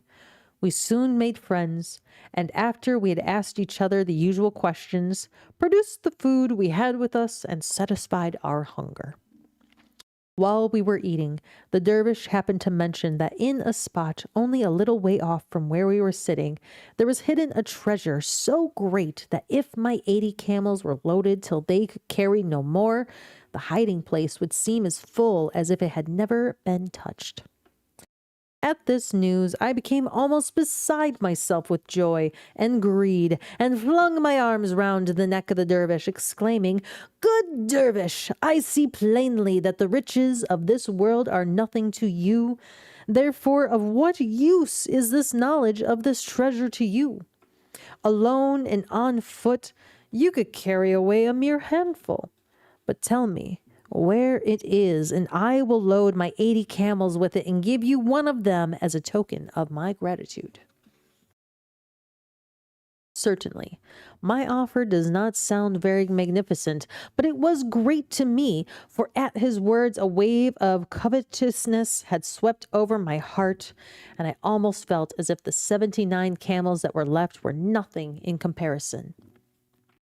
The dervish saw quite well what was passing in my mind, but he did not show what he thought of my proposal.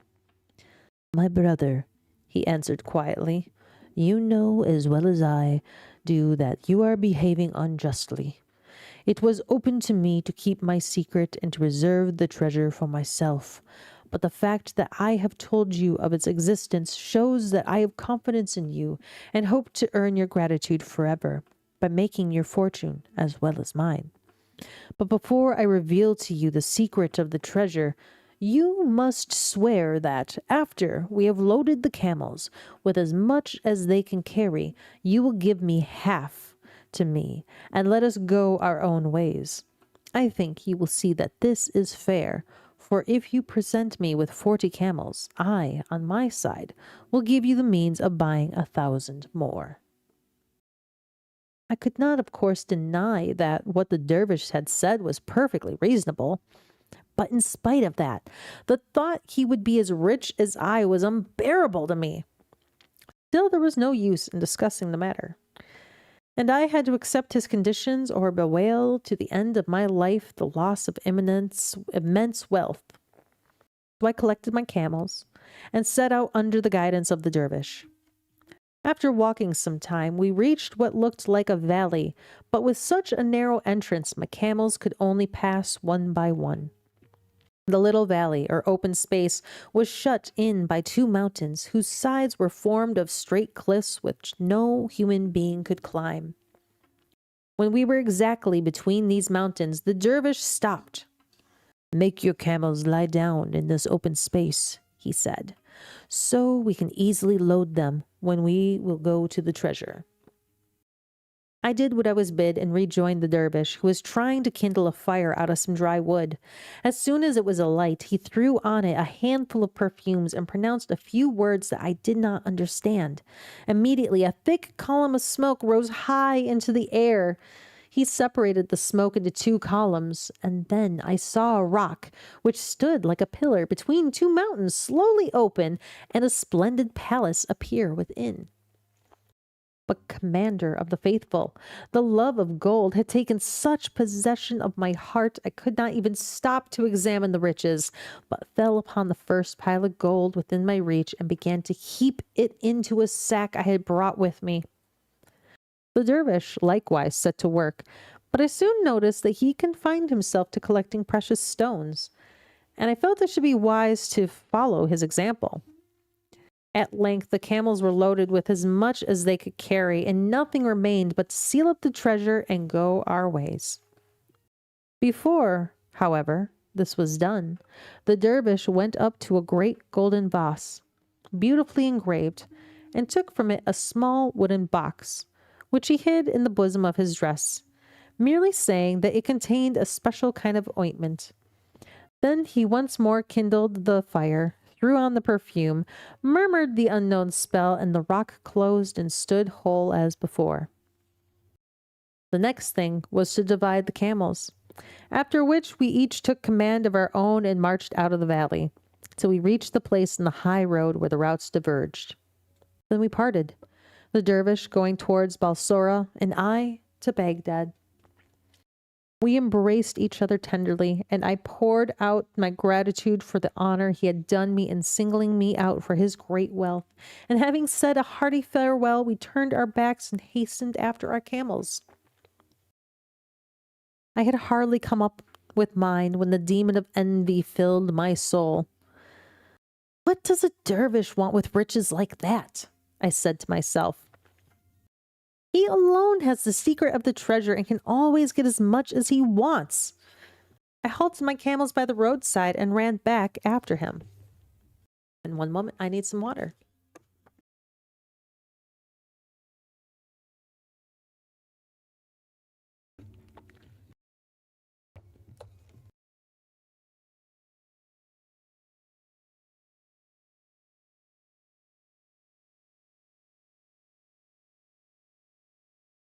So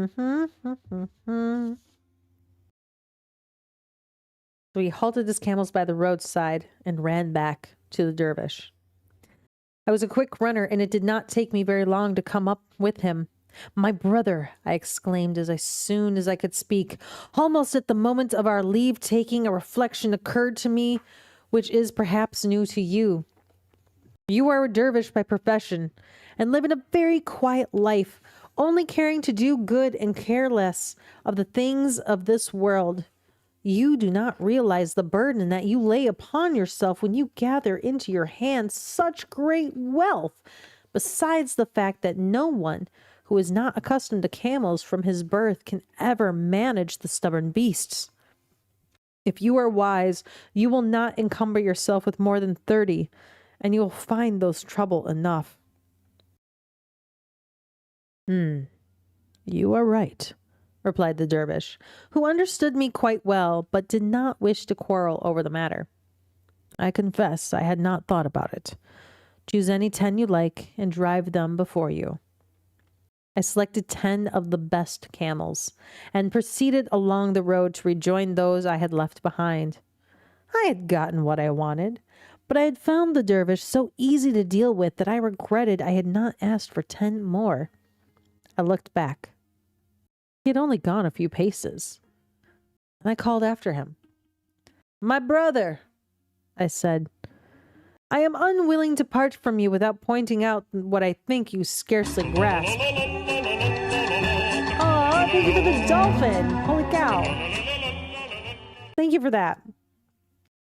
My brother, I said, I am unwilling to part from you without pointing out what I think you scarcely grasp. That large experience of camel driving is necessary to anybody who intends to keep together a troop of 30. In your own interest, I feel sure you would be much happier if you entrusted 10 more of them to me, for with my practice, It is all one to me if I take 2 or 100. As before, the dervish made no difficulties, and I drove off 10 camels in triumph, leaving him with only 20 for his share. I had now 60, and anyone might have imagined that I should be content. But commander of the faithful, there is a proverb that says, the more one has, the more one wants. So it was with me.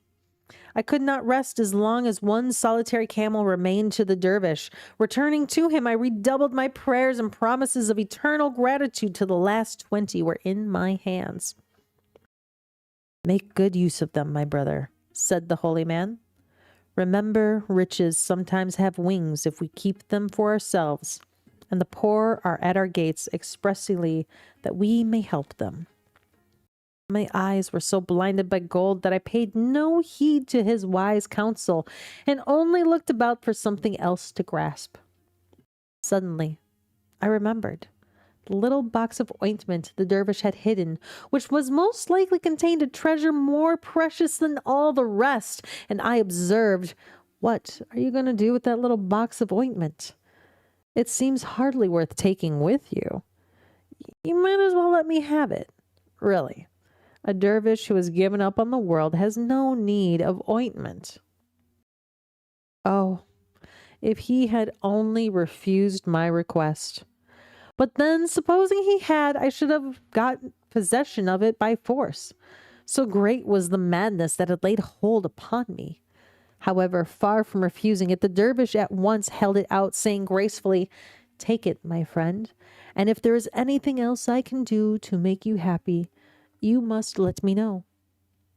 Directly the box was in my hands, I wrenched off the cover.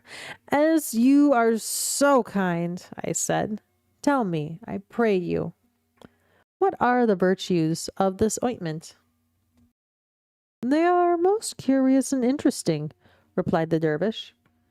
"If you apply a little of it to your left eye, you will behold in an instant all the treasures hidden in the earth.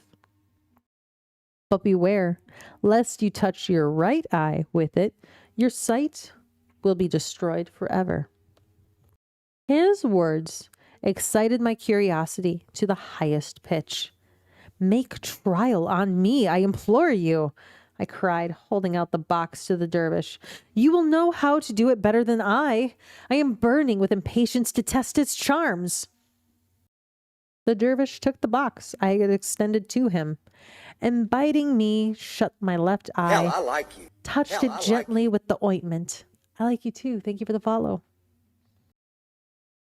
He took the box I had extended to him, and biting me shut my left eye, touched it gently with the ointment.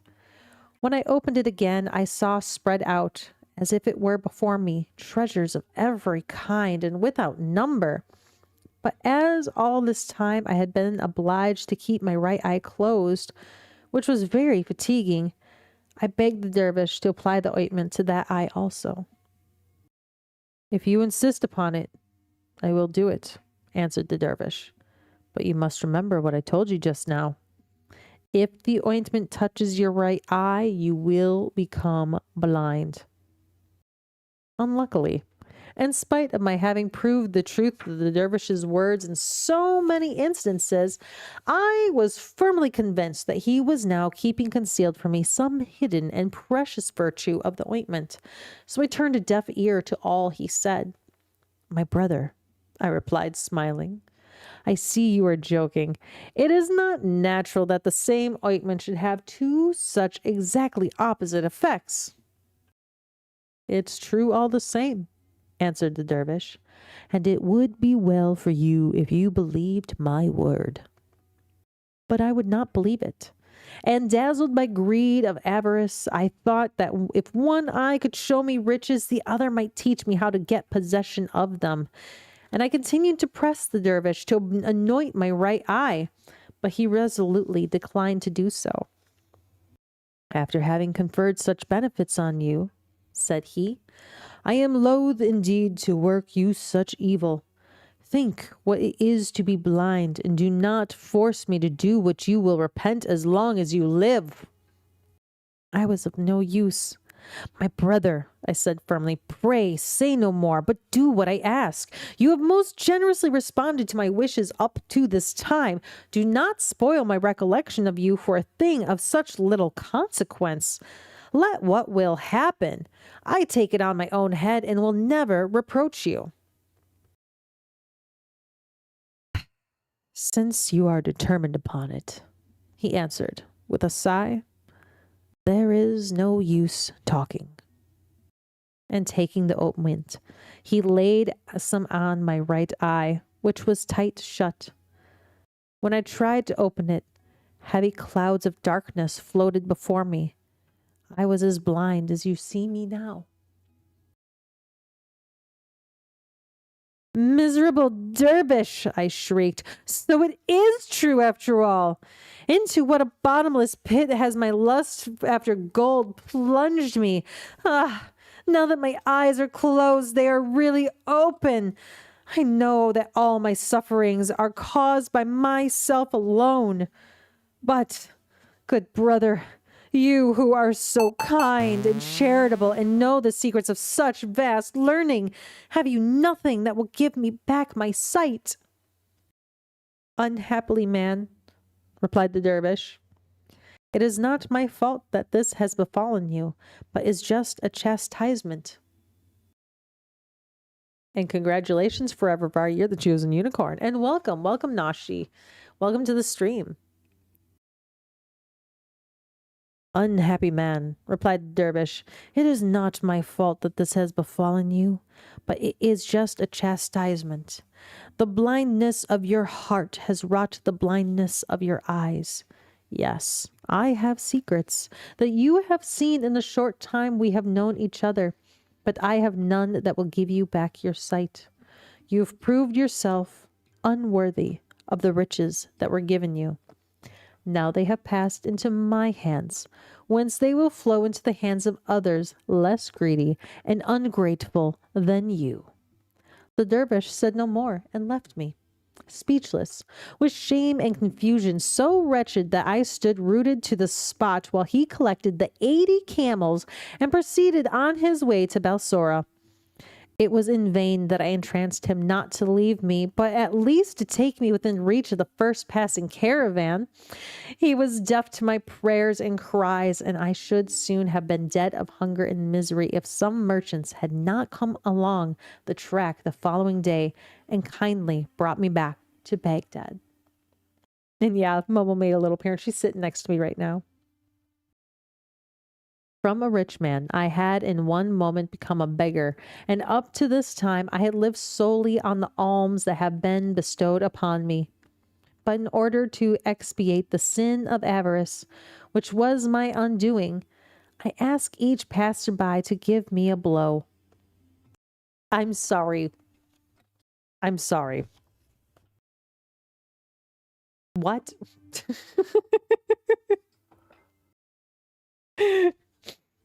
That's kind of a random thing to ask passerbys. Just, asking random people for a blow. I ask each passerby to give me a blow. This commander of the faithful is my story. When the blind man had ended, the caliph addressed him, Baba Abdallah, truly your sin is great, but you have suffered enough. Henceforth repent in private, for I will see that enough money is given you day by day for all your wants. At these words, Baba Abdallah flung himself at the caliph's feet and prayed that honor and happiness might be his portion forever. And that is the end of that story. And yeah, we had a little appearance with Momo. She now has crawled into the cat bed down below. She's not thrilled that I'm awake right now and still streaming. How are we doing, guys? How are we doing tonight? Are you enjoying yourselves? Are you cozy right now? I want to know, are you all tucked up into bed right now? Are you feeling good and cozy? Do you feel loved? Do you feel like Daddy has spent a good amount of time with you and made sure that you're tucked in nice and tight? I hope so. Because we have one more story that we're going to read here. A request from Trancy. We are going to be reading, when I find it, where are you? Am I looking in the wrong book again? Yep, I'm looking in the wrong book. You're the name Momo, and the first thing I think of is a character from Xenosaga. Nice. Oh, there's an ad. Don't worry, I won't start the story till the ad is done. There it is, 276.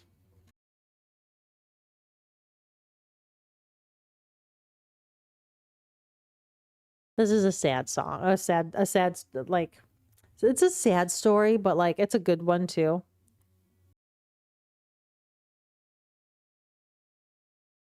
Oh, by the way, for those of you that were watching earlier and saw the slime, I can give you an update. Oh, I'm sure that sounds awful. But I have successfully mixed the slime with all of the French fries. We have a nice, we have really nice, like, I don't know what to call this texture. It's freaking weird, but I really freaking enjoy it. I don't know if you can hear it. Yeah, I don't know if the mic's picking that up or not, but it's really nice consistency. But now I'm like, now I want more slime. I want more. I want to try more. Now my slime cherry's been busted and I need more slime. So don't be surprised if I fill up my throne wish list with a bunch of slime that I can then open and play with on stream. I really like the idea of the slime kits too. So this was like French fries that you drizzle slime ketchup over, and then you mix them all together. And it creates this really funky texture. It's like crunchy almost, but it's kind of sparkly. Like if you look at it, you see how it's sparkly? It's supposed to be the salt from the French fries. Pretty neat. I like it. So the story about this, if you weren't here this morning, is my husband and I, we went grocery shopping this morning, and he was asking me, well, what do you want for your birthday? Because my birthday's coming up. And he was trying to think of things he could potentially get me. He's like, well, what are you into? And I was like, can I ask for something really stupid for my birthday? And he's like, yeah, I'll go ahead. It's your birthday. You can get whatever the fuck you want. I don't care. It was like, I would like some slime. I've never had slime. I want to play with slime. I don't know why. It just looks so satisfying. I want to play with the slime. And he was like, my baby wants slime? Fuck it. We're getting you some slime right now. And immediately turns the cart and goes to the toy aisle. And we found some slime, and so he got me some French fries, some French fry slime. So that was my first slime kit, and now I'm addicted and I want more. It's so, I don't know why, it's so fun. All right, is the ad done? I think the ad's done. I don't know. I think everybody here probably has a sub by now. All right, we're gonna read The Little Matchstick Girl. Let me drink some more water first, though. Ba-bum, bum, bum, bum, bum, bum. Okay. It is better than stress balls. And it's fun because you can play with it. And oh my God, I found this really pretty slime. It's like this Lisa Frank looking slime. It's like rainbow neon glitter. Oh, it's so pretty and I want it. I want it so bad. So I sent him some links of slimes he could potentially get me from like some companies that aren't Walmart. Okay, I need to readjust myself. Give me a moment. Don't do glitter slimes. How come? What's wrong with glitter slimes? I love glitter. I love sparkles. I like color shifts. I also really want to do, like there's the slimes that have like the foam in it. Well, glitter is the herpes of the craft world. Of course it gets everywhere, but I have accepted that. I am a glitter sexual. They call myself, actually, it's a holosexual. I am A-okay with that. I am perfectly fine with that. Oh, hi, Momo. You want to come up here, baby girl? Hi, honey. Let me see if I can get a Momo up here. Give me a second. On at me. Come here. Hi, baby. Come up here. Oh, baby girl. Oh, I got a baby girl on my lap. Oh, she purring. She purring. Glitter is messy and impossible to fully clean. Yeah, it definitely is. Whoop, whoop, whoop. Hold on, baby girl. You want to come in here and say hi to everybody? Here's a Momo. This is Momo. Hi, bye-bye. Bye-bye-bye. Are you just gonna hang out right here? Nope, you done? Okay, she's going that way. And she's down for the count. Okay. All right, let's go ahead and let's read The Little Match Girl. I feel like I need sad music playing. Oh, look at the bar on the back too. I love it. Like, look at the look of the queen. Oh, I just love it. And this creepy tree hand thing. And you can see this book is well loved. All right. It was late on a bitterly cold New Year's Eve. The snow was falling. A poor little girl was wandering in the dark, cold streets. She was bareheaded and barefoot. She had, of course, slippers on when she had left home, but they were not much good, for they were so huge. They had last been worn by her mother, and they fell off the poor little girl's feet when she was running across the street to avoid two carriages that were rolling rapidly by. One of the shoes could not be found at all, and the other was picked up by a boy who ran off with it, saying that it would do for a cradle when he had children of his own. So the poor little girl had to walk on with her bare little feet, which were red and blue with the cold. She carried a quantity of matches in her old apron, and held a packet of them in her hand. Nobody had bought any of her during the long day, and nobody had even given her a copper. The poor little creature was hungry and perishing with cold, and she looked the picture of misery. The snowflakes fell on her long yellow hair, which curled so prettily round her face, but she paid no attention to that. Lights were shining from every window, and there was a most delicious odor of a roast goose in the streets, for it was New Year's Eve. She could not forget that.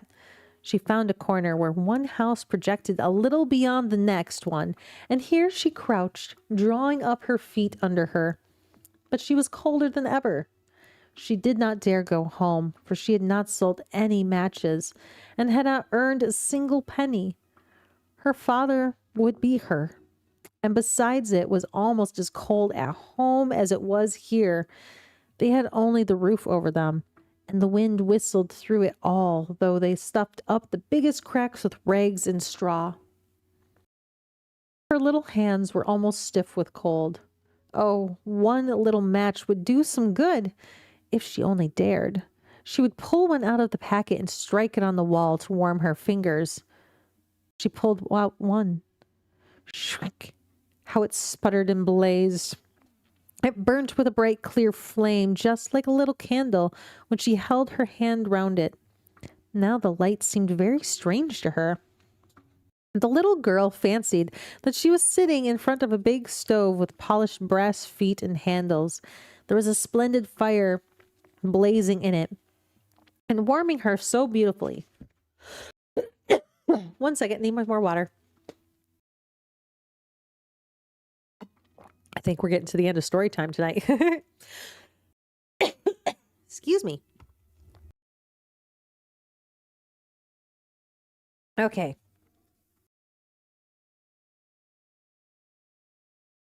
There was a splendid fire blazing in it and warmed her so beautifully. But what happened?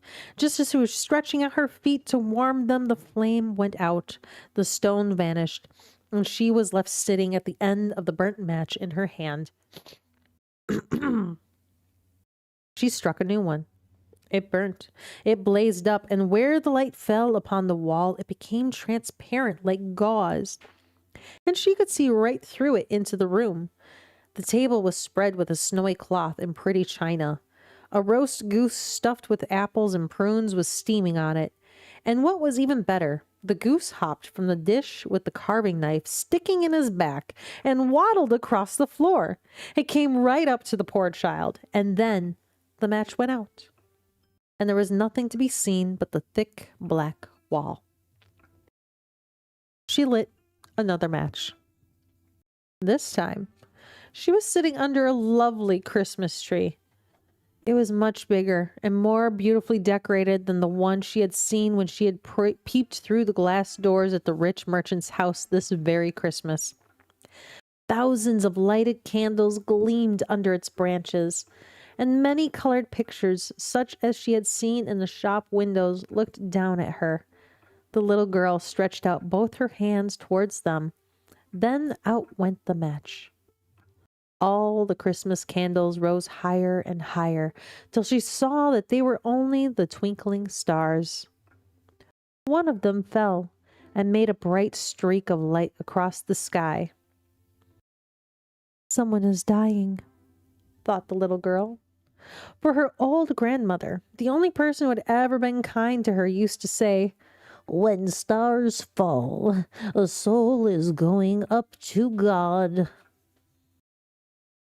Now she struck another match against the wall, and this time it was her grandmother who appeared in the circle of flame. She saw her quite clearly and distinctly, looking so gentle and happy. "Grandmother," cried the little creature, "oh, do take me with you. I know you will vanish when the match goes out. You will vanish like the warm stove, the delicious goose, and the beautiful Christmas tree."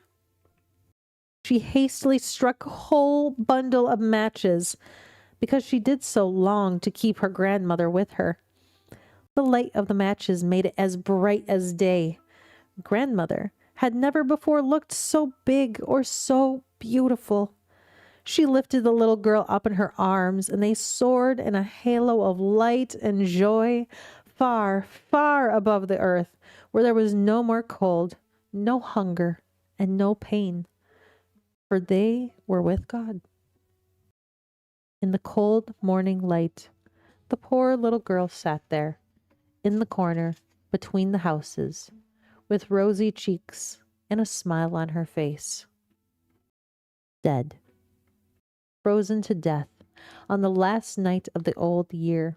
New Year's Day broke on the little body, still sitting with the ends of the burnt-out matches in her hand. "She must have tried to warm herself," they said. Nobody knew what beautiful visions she had seen, nor in what a halo she had entered with her grandmother upon the glories of the new year. The end. And that's the Little Matchstick Girl, if you've never heard that one. Yeah, the very end of Pan's Labyrinth. You are correct. That's a good movie. I need to watch that again.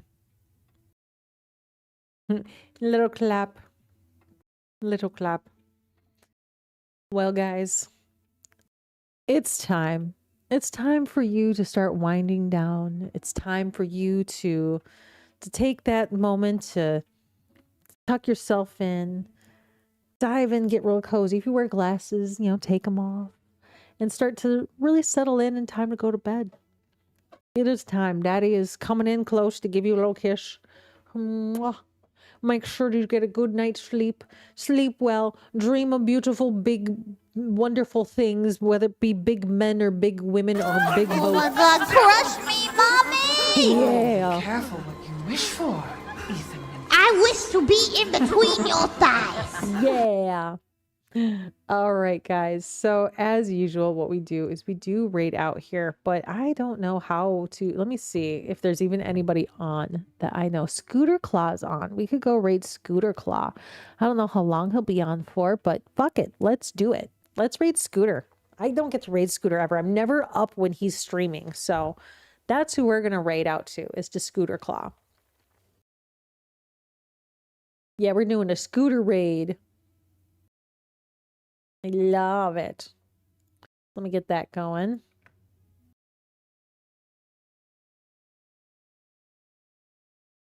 Make sure I got the name spelled correctly. Computer Claw. Yep. Yeah, you have a wonderful night too. And again, I will be streaming again tomorrow. I don't know exactly my start time tomorrow. It'll be whenever the fuck I feel like. I'm gonna be 100%. It'll be whenever the fuck I feel like. And we're going to do some city skylines. We're going to continue on with our challenge just because that's what I would be doing anyways. If I wasn't, streaming during my gaming vacation, I would be playing games that capture my attention. And that's one of them. and doing stupid challenges like that. So I might as well do it with you guys watching, and we can talk and have fun while we do it. And maybe give some giveaways away and do some goodies and have some fun and get weird and goofy. But the big thing is tomorrow night around 6 p.m. Central, me and my husband, so Mr. Keebs, also known as Sky, we will be going live playing Minecraft Skyblock Challenge on hardcore mode. So best of luck. Basically best of luck to him. But here's the catch. He has agreed to do any punishment from the wheel. Any punishment we spin upon during our live, he will do it with me. So fingers crossed that we can make him eat the super sour candy, because it's going to be fucking hilarious if we can make it happen.